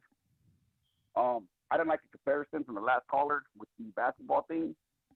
I mean, Yeah, Nate Robinson did get knocked the fuck out, but not everybody's gonna make a good boxer either. Yeah, that's what I'm saying. Though. That comes down to athletics when it comes to basketball, and you know what I mean. I'll be the first to admit it. Yeah, we have some athletic Mexicans, but overall, black people are more athletic than Mexicans. I think you know what I'm saying when it comes down to it, and that's just from growing up watching everybody play ball. We weren't in the gyms in high school. It was the brothers that were in the gyms in high school. You mean? Mm-hmm. But yeah, man, that's that was it. I wanted to call and get my take on. This is a good start, though, man. You know, these mega Hey fights. yo, We need these big fights up I'll here. be honest though. If you think about it, everybody's seen the video of AJ not dunking, and the man got a point. If you can't play ball, you can't fight. And in retrospect, it looked like AJ can't fight. I mean, that's a cheap shot. We all know he's a unified two-time former champion, but you know. Yeah, we can't say it because let's talk Klitschko. He can't fight. You know what I'm saying? He whooped Klitschko, got off the ground and whooped his ass. He's also a gold medalist. You know what I'm saying? You ain't gonna win a gold medal not being a good boxer. But yeah, that was my thickness. I think that, but you know, I think people overlook some fights too, like big fights. You know, look at Caleb Plant and Benavidez. That was a good fight, man. That was an entertaining fight. That was a even fight. You know what I'm saying? Everybody was calling in. Everybody was giving it a 50-50 shot. Those are big fights. You know what I'm saying? Those are good, entertaining fights. And the fight was good. You know what I mean? Dave Benavidez gave up the first few rounds. He didn't give him up. He got outboxed in the first few rounds. Came back and did what he had to do. But yeah, it's a good start, man. I'm happy for boxing right now. It's been a good year already, and hopefully we can cap it off with that fucking Spence and Crawford. Hopefully, man. Hopefully. You do. What's that? I said hopefully, man. Hopefully. Yes, sir, man. You guys hit that thumbs up, subscribe. Thank you, Ness, for everything you guys do, man. Ringwalk Danny. Hope everything's good. You guys have a good one, man. Let's get it. We going out to Brett in the Bronx. What up? What's up, Ness? You hear me? You know I do. From Poughkeepsie. What's going on, champ? Poughkeepsie. Not much. Called in last week. Yeah, I've been watching boxing my whole life. And it's the only sport I watch. I don't like any other sports. And I just think we've been shit on for so long that when we finally get something good, it's like, hallelujah. So, I don't know. I expect it. I expect these big fights. Hopefully they make Spence Crawford. I got Crawford winning. I don't think anybody beats him. He's just special. I just can't picture him losing. If I see the fight in my head, I just can't picture him losing. But like I said, I got Garcia knocking Ryan out in the 7th. Still think that's going to happen. He don't have work or the defense. His head's straight up in the air. And he's gonna get tapped and go out. But it's a good fight. I'm excited for it. Hopefully this year we get a lot better fights. We deserve them. You know, I buy every pay-per-view, even though sometimes I don't want to. But hopefully it's a good year. Oh, I have a question for you, Neff. If I buy it on DAZN, do I get to replay it? Do you know that? I want to say yes. Normally, you can replay everything on DAZN, brother. It's That's what I Showtime thought. that That's does what I not. thought. It's Showtime that does not No let other you. one. Yeah, exactly. I hate that. You spend all that money, you can't watch it again. I know. It's like I want to wake up the next morning, fucking lay in bed with some coffee Yeah. and watch it. No, you can't. It's Exactly. You know, they treat boxing fans like dog shit. I swear. Yep. No, it's true. It's true. So that's good. And I noticed it was only $60, right? When it's on DAZN, yes, For because DAZN? if you're an existing subscriber, yes, $60. Yep. Yep. From day one. And I'm gonna hate to say it, but I'm still gonna be paying what is it gonna be, $25? Yeah, it's supposed to go up to Is it $224 a year if you do the That sucks. the yearly. Yep. Yeah, I'll pay it. I'm a sucker for boxing, but I'll pay it. So that's For good. sure. I'm happy to hear that. I could watch it the next day because it's ridiculous. Showtime, you see it once and you're all excited to watch it, and it's always great to watch it the next day. You pick up stuff you didn't see, Yep. Yep. So, all right, man. Well, thank you. Have a good Appreciate day. you, man. Shout out. No, me specifically, like big fights. For those that don't know, if you're new to the show, for big fights, what we do is like the morning after, which is Sunday morning. We have a morning after show. It's called, the morning after thoughts, what we seen. So we're here Sunday morning, usually like 9 a.m., 8 a.m. Pacific Standard Time. It used to be 9 a.m. Eastern, but now living in the West, it's a little difficult to wake up at 6 a.m. on a Sunday when you're going to sleep pretty late from watching the fight the night before. That being said, yeah, we do the morning or afterthoughts here, and we give people the ability to call in and express what it is they seen. Then we're back at 7 p.m. to do it all over again and give you a weekend recap because obviously the morning afterthoughts is specifically main event, but then we do the entire weekend, all fights that took place that weekend, etc. Looks like I got Bud in 6 rounds is on the line. Yo, can y'all hear me? Yes, sir. All right, what we talking about this? Oscar De La Hoya saying that Tank and Ryan is the fight to save boxing. Yo, that's just promotion. However, there's no fight that can save boxing because boxing got too many business, governing belts, sanctioned bodies to say otherwise. Cross the street promotions and for on. There's no one fight that can save boxing. The only thing that can save boxing to me, in my opinion, is the fans' mentality. If the fans all come together and make these fighters fight instead of getting behind them and rallying behind their fighter and making excuses for why their fighter don't have to fight this fight or whatever you and bring back to these fighters having fighters pride, I think can change the sport. But off that, they had a call that was relating boxing and basketball together. I listened to his call. It was a little funny at first, but I do agree with him. However, being skilled in basketball doesn't equate to you winning a fight against a world class fighter. But I will tell you, there's very similarities in boxing and basketball. My daughter's Tana is one of the best point guards in the country right now, and I started training her. Decent basketball player, decent handling, decent shooting. Nothing never to like college level or go brag about, but it taught me understanding how to create dribble, bounce, balance, regain, footsteps, speed, explosiveness. In boxing, you're more disciplined in those things because if you're an athletic fighter, they're used as disciplines and steps, movements to give you advantage for its footwork, or what Wheelie's call great footwork, great balance, for punch regain, quickness to where you can get to your toes. The fighter who always got the best balance normally can return a punch, take a punch, counter, step around, create angles. The flat-footed guys are the guys who normally are not known for their footwork. Their footwork just a little discipline. But to add basketball and boxing together, basketball players normally does these things. They're just not as disciplined as movements because it's a faster pace. It's not a focus. It's just more of a keep up like in a game. So I do agree with him in the similarities in how boxing and basketball go hand in hand for its rhythm and balance and foot regain, but it's never the determining factor of a fight because it got so many intangibles that what makes a fighter better than the other fighter and what can actually win a fight. That's my call. All right, champ. We got Tran. What it do?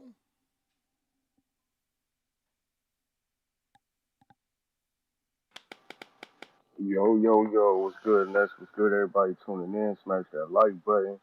Hope everyone doing good out there. How you feeling today, Ness? Can't complain, champ. And yourself?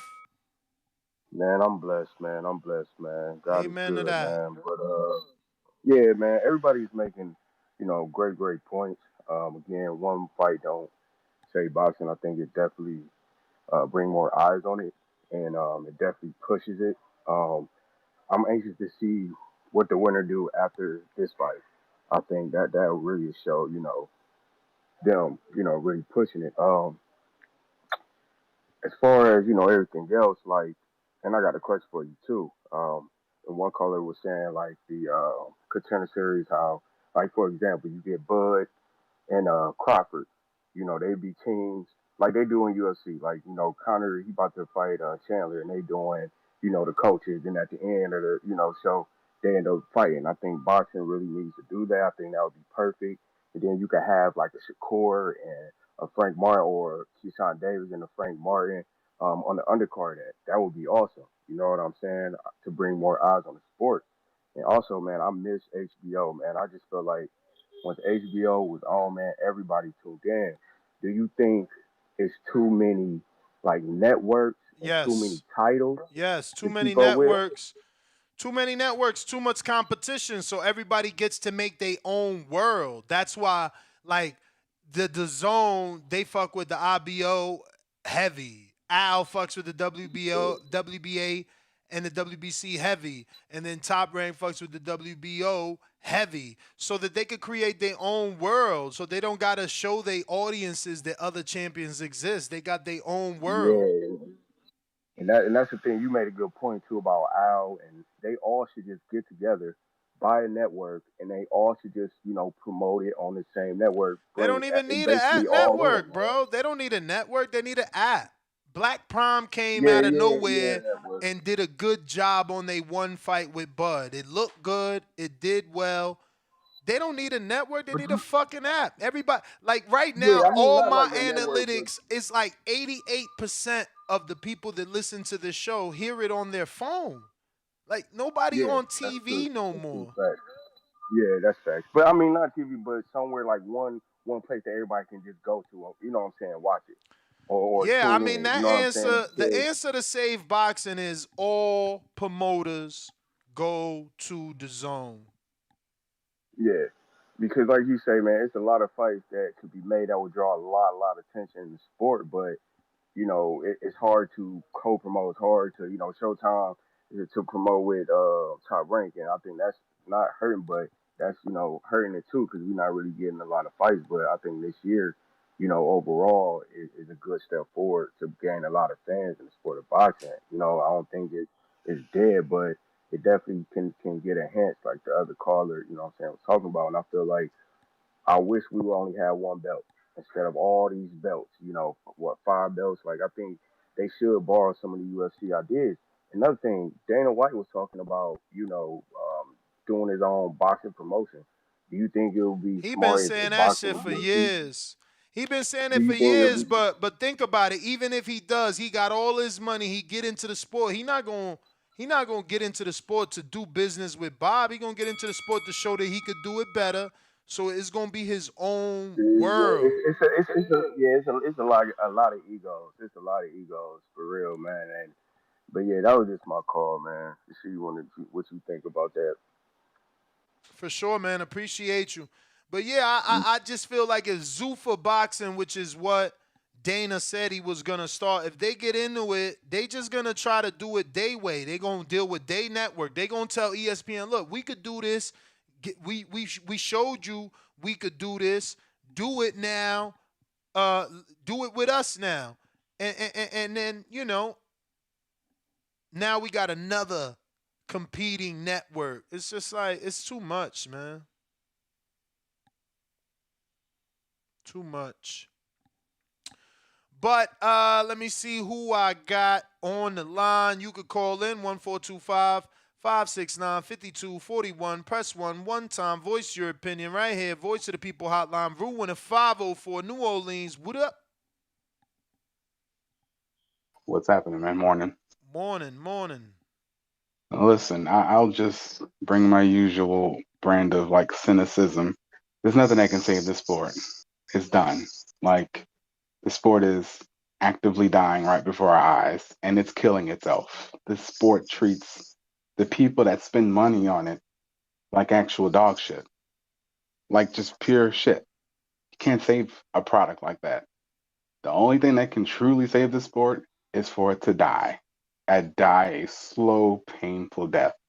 And hopefully, what we get after that is better, or at least something. This one fight ain't gonna fix it. A bunch of fights ain't gonna fix it. It's too far gone. Like we're talking about decades and decades of just shit management, corruption. You can't fix that. You got to burn that system down and start over. So this is going to be a big event, no doubt, but it's not going to do anything to save the sport. It's over. The clock is already running out on this sport. It's can't save it. Yeah, But anyway, I don't know about clock running out. I mean, we've been hearing boxing is dead and dying forever, and actually we stopped hearing it. Like people don't even use the phrase boxing is dead anymore. It used to be a common phrase thrown around every weekend. Yeah, that's all bullshit. This sport sucks. All right, it treats it treats its fans like absolute shit. This is a dog shit sport. Like, and it's like you're degenerate. You can't turn away from it because you watch it for your whole life, but you know you're gonna get treated like shit. Something like that does not grow. It has to die to get better. It won't fix itself. Everybody involved is already a part of the corruption. They're all a part of every little underhanded thing that gets in the way of fights. The sad thing is that fight fans right now are okay with marination. They're saying, well, this fight needs to marinate. That's not our concern. We don't make any money on these fights. We should want these fights right now. But there's guys actually calling into the show that are okay with fight sitting and just it's hopeless, dude. Can't fix that. It has to go away, and hopefully, when it comes back, it'll be better. But that's my call.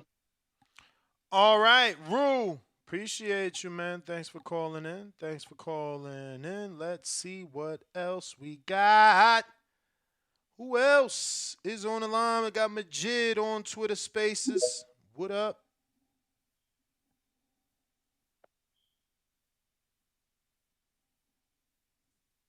Majid, you on mute? Yo, what up? You can hear me? Yes, sir. Everybody need to like the video, subscribe to the channel, join YouTube members and Patreon for something. Shit. That last call, man, that shit was fucking boo-boo. Nigga talking about let the shit die. Nigga, you get off. Don't watch boxing no more. I feel like the shit that De La Hoya said, I ain't against it or mad because while we sitting there asking for those two fucking people at 147 to make the shit happen, these kids done started boxing after them and they got the bigger fight that everybody asking for before them. You know, I feel like it, it, it is a lot of corruption and all that shit, but we got to deal with what the fuck we getting now. You know, if you ain't happy with it, you don't gotta buy it. You don't gotta watch it. You don't even gotta call into the motherfucking panel to talk about it. You know, like unless you're trying to get followers to follow that bullshit. But as far as I'm concerned, I feel like these young people. We look forward to the young people to make the biggest fights and change that stigma around that is dying because we ain't even really hearing that shit much except from fucking disgruntled fans at this point. You know what I'm saying? So I feel like if y'all don't like this shit, you don't gotta watch it. Just like nasty foods, you don't gotta eat it. You know what I'm saying? But what the fuck you complaining for when you got a choice? You know, so that shit that De La Hoya said, I'm with it, man. That shit, it's gonna help keep boxing alive. I got teenage kids that's asking me to buy the motherfucking pay-per-view and can't wait. They schools talking about it and shit. So it's reaching out to a whole different demographic, So as far as I'm concerned, this shit is helping keep boxing alive, and hopefully those other people that got fights that the whole public want to see, they step the fuck up and show the fuck out. Because other than that, you know what I'm saying? Hey, all we got is the youth to motherfucking show us that, nah, this shit ain't what it is. They might be scared, but we not, And right now we got all those young people coming up. We just seen the top ranked stable last week calling out all these other people. So before you say let this shit die, you should be asking people like a Frank Martin to fucking fight Keyshawn. Like, come on, let's cross promote. Like, let's do something like that. But the motherfucking just ask for that shit to go up inside the garbage. They don't even need to be motherfucking calling in or whatever. But everybody like the video, subscribe to the channel, and I'm out, Ness. All right. Yeah, I think that there's a misconception about this UFC thing. Like, UFC is no different than the WBC. Don't forget that there's Bellator, there's PFL out there. Let's not act like the UFC gets it 100% right. They don't unify, they don't undispute. There's different entities out there that do MMA and don't mix, with UFC. So there's other UFC champions out there. It's no different than boxing. A lot of people like to try to make it seem like they better than us in some way. There's not one face, one name, one champion over there. Knock it the fuck off. Okay? Let me see who's this. We going out to the BX. Who we got? Who we got? Who we got?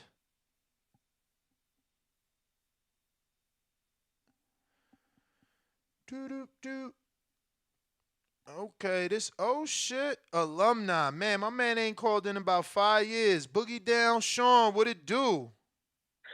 What's going on, my brother? You already know the maniac. Boogie Down, It's the aka the maniac. maniac. It's the maniac. What's going on, my brother? How we doing? Chilling, man. How you? We good, man. You already know. Chilling. So I caught it. I just caught. I caught with the dude who was talking about the sport dying, boxing dying, and like people gotta understand something. Boxing might be on the crutch, man, but the sport will never die, regardless how you want to put it. The sport will never ever die. Now again, can the sport be the front sport, bigger than football, bigger than basketball, all those other sports? Absolutely, but that's not gonna happen unless we're gonna constantly get the best fighting the best, right? Because which sport brings all the celebrities out like boxing? No sport.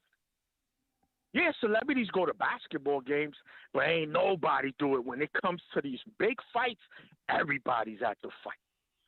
You understand? Shit, look at Frank Lucas. You know what I'm saying? That's where he got fucked up at. And he went to the fight.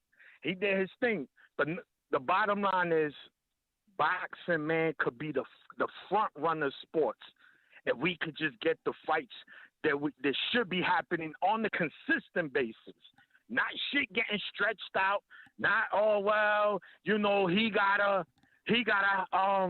he gotta walk my dog for a year straight. If not, no, I don't want to. Like, come on, stop that shit already.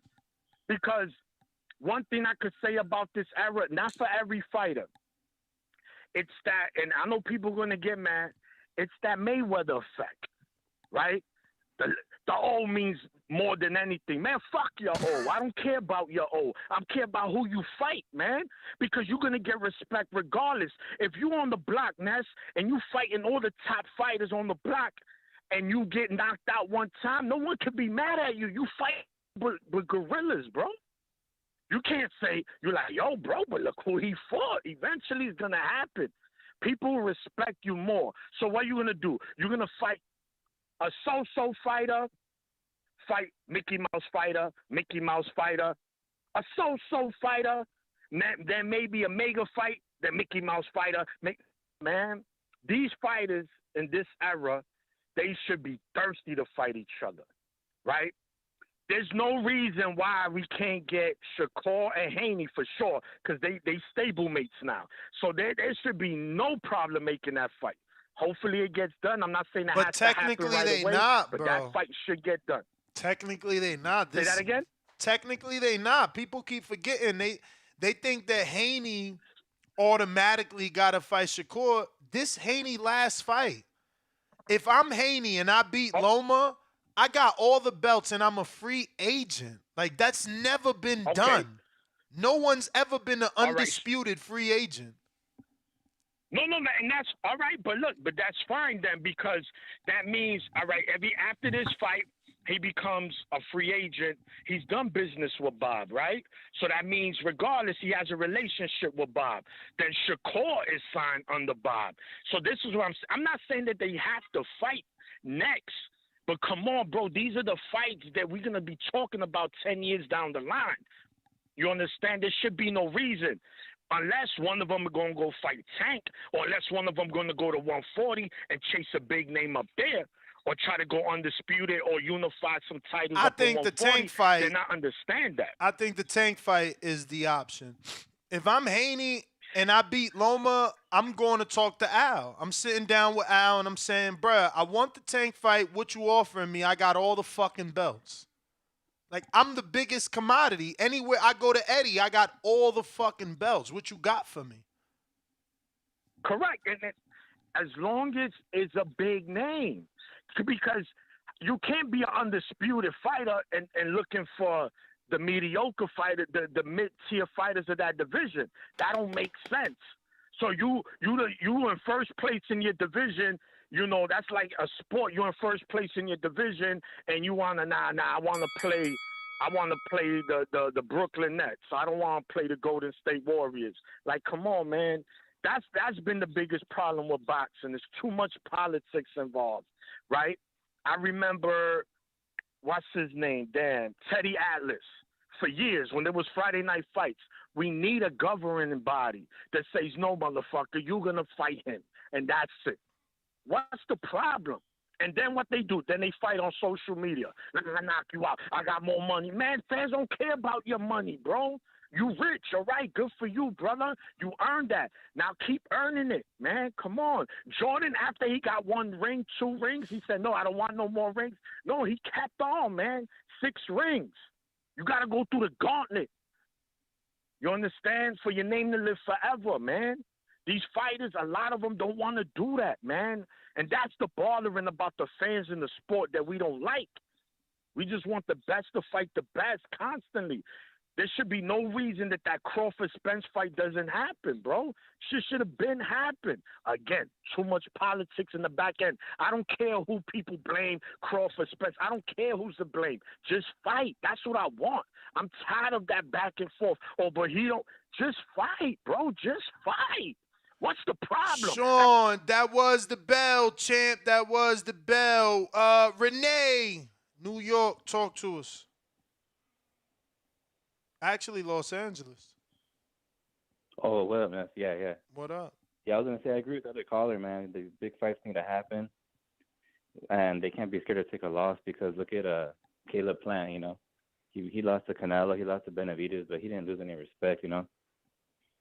And also regarding this fight saving boxing, I don't think the fight could save boxing on its own, but it's a step in the right direction because I have a daughter in elementary, and she tells me kids in her school are talking about this fight, and wow, I work in an industrial environment, and grown 50-year-old men are asking me about it, you know. So it's definitely the fight's definitely getting out there, you know. Mm-hmm. So, but I just hope it keeps going, you know. And I do think that it didn't start it, though. I think probably Teofimo Lopez fighting Loma maybe was like the first dude to step up big like that. But yeah, I just think anyone who's a fan of boxing, to show these promoters that to keep getting these kind of fights, we got to buy the pay-per-view. So if Ryan and Tank, if Tank usually does 250K buys, and this fight he does triple that, then, you know, the promoters are going to be more eager to make these kind of fights happen. Absolutely. Let's hope, man. Let's hope they do 1 million. But that's the thing too. I mean, they might do big numbers and say, "Yeah, we waited 3 years, so now everybody got to wait 3 years." I mean, it's not like we got this when we deserved it. Yeah, Ryan is young still, but you know, he's been wanting this fight for fucking 3 years. Yeah, but I mean, 3 years is better than waiting for like 7, like Floyd and Pacquiao, you know. So at least it's getting a little better. Agreed. But yeah, Totally that's my call, agreed. man. That's my call. That's all I want to say. All right, Jay Swift, what up? Yo, what's up, y'all? What up? What up? Hey, everything's good, man. Everybody support the podcast, man. Hit the like buttons, be a subscriber, don't be a fag. You know what I'm saying? That's and Danny, they doing real shit, so everybody try to support. Yo, I've been listening to everybody's opinion, and a lot of these brothers that call in got good opinions about what could save boxing. But you know, what killed boxing was the sporadic thoughts and different genres of what's going on today. Like, we didn't have social media back in the day, so we could focus on certain things, but everybody's focusing. Their attention span is low right now because they got everything to focus on. So, and I believe, man, boxing weathers the storm. I don't think boxing will ever die because there's gladiator school. People want to see the gladiators, and when you say things like Errol Spence and Crawford could save boxing, I'm thinking, who knows them outside of true boxing fans? You don't have a lot. I mean, we got over 300 million people in this country alone. Who knows them outside of the the um, the boxing fan? So I don't think, if anything, they need to start doing more promotions, doing more commercials, throwing up billboards. They got to promote it too. But I think social media got everybody attention, and there's a lot more. And for y'all who don't know this, basketball brings out all the celebrities.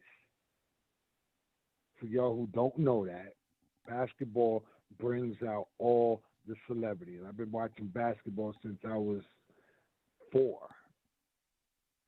So all the time. Boxing brings out celebrities too, but not as much as basketball, because celebrities come out when it's a big fight. But they ain't gonna come out if they gonna watch Ness and Jay Swift boxing. The celebrities ain't gonna come out for that. So, but that's my time, man. Peace and blessings, my peoples. I'm out.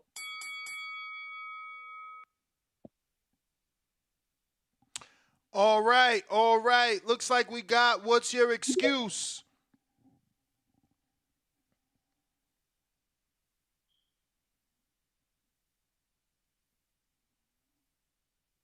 What's your excuse? I think your mic's messed up, bro. We've been trying you all day to this day. Um, if you're on YouTube, go ahead and smash that thumbs up. If you're listening on Twitter, go ahead and retweet. So I just been sent Dana White's new slap competition. This is gonna take off. This will take off. I might watch this. This is the only UFC I'll watch. Shout out to Dana White. This is a decent idea here, I think. I wasn't a fan of that first slap competition that was rolling around, but this new one, if you're watching this on youtube.com/The Boxing Voice, you should be, and you'll know what I'm talking about, but it's a new slap competition. We got CYP. Where you at with the counterpunch?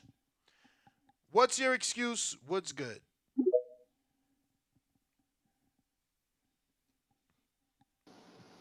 Yo, you can hear me now? No. Yep. I was gonna touch on the topic, man. That I think a lot of the numbers that come from this fight are gonna come from Ryan, because I feel like the casuals are the ones that are willing to spend that money on the fights, man. All the traditional people, you know how they say Tank brings all the hip hop and all all those type of people. I mean, those are the cheapest motherfuckers that ain't spending no money, bro. They're streaming shit. They're throwing a barbecue, and there's like 100 of them How do just you sharing even one notice, TV. bro? How do you even notice? That sounds Bro, very strange. I got 10 and 11-year-old kids talking about Ryan. Okay, I got sons at school. but how are you saying that the entire hip hop urban community are the ones that are gonna steal? Bro, I said most of them. I said most of them are. If that wasn't But the case, why? then think Why? about it. Where's your Hold on, let me tell you data? why. Where's your data? Okay, let me tell. You How pulling many this shit numbers out did your the? ass? Hold on, let me tell you. You Tell ain't letting me me. speak, bro. All right, so then let me fucking talk. Well, what you're saying is very offensive, Okay, bro. It's listen. borderline fucking I racist. said most of them. Listen, Logan. How many numbers did Logan bring out? How many numbers did KSI bring out? How many of those dudes that are doing YouTube? How many KSI's numbers from are they another doing? country. KSI's from fucking the UK. How many numbers does AJ bring out? How many does fucking Warrington bring out? How many does any fighter from the UK bring out? Bro, how many YouTubers and shit that fucking throw shit here do? No, you tell me how many YouTubers are successful, you fucking liar. There's only 3 or 4. There's only 3 or 4, you fucking lying. Bro, out of fucking fights, then how come the numbers ain't doing it? My nigga, it's like a fucking million YouTubers fucking YouTube boxing. It's only fucking 4, maybe 4 with a name. Why aren't the boxing fights doing the numbers? Community is stealing. You sound bro, like a I said racist. most I gotta of go, them. man. I don't even got time for your said stupidity. most of them. You ignorant, bro. You fucking ignorant. What's up, man? Uh-oh. That was funny. Bro, how the Man, all fucking right. So, entire community is stealing? You gonna sit there with a straight face and say some shit like that with no fucking factual data and then tell me I'm not letting you talk? Fuck, man. These dudes are crazy, bro. People get to say whatever they want because of the internet. it's true. I was looking up some research and shit, and tennis must be dying too, right? Because Faru talking about is dying. It must be dying too. Because I looked up the richest active tennis players. Serena Williams. I mean, Venus. Serena's retired. Venus is number one with $95 million. The number two on there has less than 10 million. 95 for a woman who everybody knows been doing tennis for 20 years. Number two, less than 10. Most tennis players that make a lot of money, they're retired, long gone, not coming back. I look up the richest boxers. You got Canelo, you got Wilder, you got AJ, you got Fury. Them motherfuckers got more than all them damn tennis players. But tennis ain't dying. But the boxing is. So what about the rest of them tennis players who nobody seems to give a fuck about? Should they try everything and panic? And should they fans call and talk about how it's fucking dying? No. See, the problem is this. Y'all are confused. The top is the top. The middle's the middle and the bottom's the bottom. You're mad that your fighter that you like don't fight who you want him to fight. But you don't really care about the rest of them boxers, you lying motherfuckers. You're the ones. You don't really care about the rest of those boxers. You are mad that your favorite fighter, the popular one, is charging you $80 to fight. Boxing's still alive. Boxing ain't gonna die. You're just mad that your favorite guy isn't doing what the fuck you want him to do, but that's because he can make more money not doing what you want him to do. What you gotta do is stop paying for them to fight on pay-per-view. Stop it. Say, fuck it, we're not gonna buy it. Then they'll give you what you want, but you still do it. But y'all don't understand that. This is not a team sport. A team sport has a built-in fan base based on the state or the city, right? Boxers have a fan base based on how popular they are, but it's not based on a state or the city because you're trying to get people to buy the pay-per-view, not come to the fight. Most NFL teams make money on the revenue on their stadium. So people come to the stadium. They make millions off that shit. They split the TV deal, dummies. They split it. Most of the money they get is from the revenue they get at the field. That's why Dallas Stadium, Jerry Jones make a lot of money because of his stadium, the deal he got for his stadium. Y'all don't understand it. Motherfuckers need to stop with this boxing is dead shit. When something is dead, you have a going out of business sale. You sell everything. Everything must go. How in the fuck could Canelo generate $50 million every time he fights? Up to 100 if it's dead. That makes no sense, people. You cannot generate that much money in anything that is dying. You can't. It's impossible. There's no money there. That's what dying in business means. We do this too much where we get into these conversations and some of y'all turn into experts when you don't even have a finance degree or nothing. Don't own a business or nothing. Going out of business, dying means there's no way you can save it. We got to sell. We got to come up with new ideas. That's not boxing, my guy. That's not what we're going through. We ain't going fucking nowhere. If you don't like boxing, like Majid said, stop fucking watching, but you will still watch because you still want to be in the conversation the next day. CYP out. All right. Javi, no, I mean, Jay, what up? Yo, good morning, Nancy. You hear me? Yes. Yes. I mean, as far as the whole Dana White in UFC, I feel like I think it would be more interesting to see Dana White be a promoter and see his business practices involved in boxing. Even with like everyone saying the Contender Series and all that. Yeah, it would be interesting. It would definitely draw more eyes, I feel, and even like the press conferences instead of having your typical fighter manager, against the other fighters manager, boring conferences. I think it'd be better to have all the fighters on the card, and I think it'll have some draw some animosity, which then draws more eyes. Or even if that can't be done, I feel like promoters should serve a term, almost like presidents. Like if we don't like the way you promoted certain fights or the work you did while you were served, I feel like we should be able to vote them out of their position and have new guys fill in those roles. But Yeah, I don't see. I definitely feel like this fight helps, but it doesn't save boxing. But that's all I got. All right. Excuse me. Charles, what up?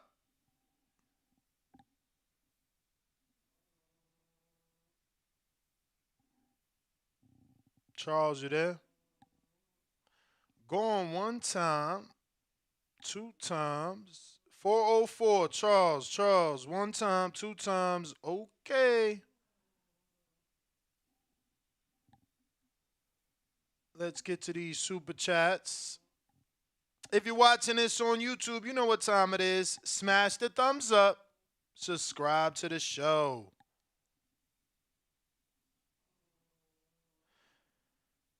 Oh, man.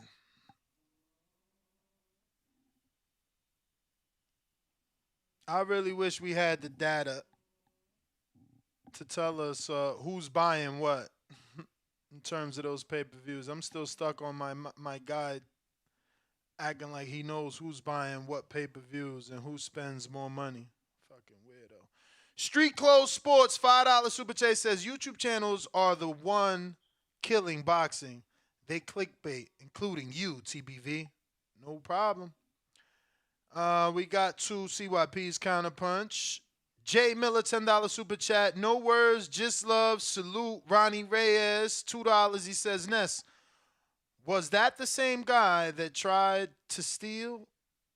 No. No, you talking about the dude that made like three accounts. No, that wasn't him. He calls in every day. Where's your excuse? He's all right. Just today, a little weird trying to say that the urban community is the one that steals. They're the one that don't have any money. Meanwhile, they come to tank fights wearing more jewelry than most people's houses, but they're the ones that steal. It was pretty borderline racist, man. It was offensive in my opinion. I didn't like it. But that is all the callers. Nest GTO, Instagram, and Twitter. Catch me on the next one. That's 12 o'clock today. We're going to be live out of the Fight Star studio. We got two guests in studio, Brian Norman and Vito Milanecki, who's on the undercard of the Gervonta Tank Davis. Join us 12 o'clock. Peace. Wait, did I get to all the super chats? I'm sorry. Fucking hell. Oh, yeah, I think I did. Wait, let me refresh. I'm sorry. Oops.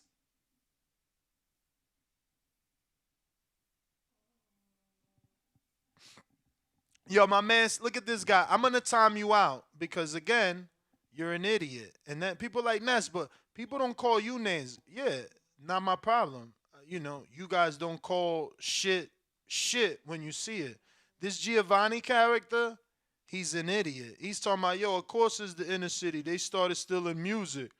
It's like, last I checked, it was a white man created Napster a bunch of years ago, and that was the first stealing music app site. After that came LimeWire, another white man. I mean, let's just be real, bro. Like, y'all trying to label who is stealing. It's pretty weird. But I got these super chats I got to get to, man.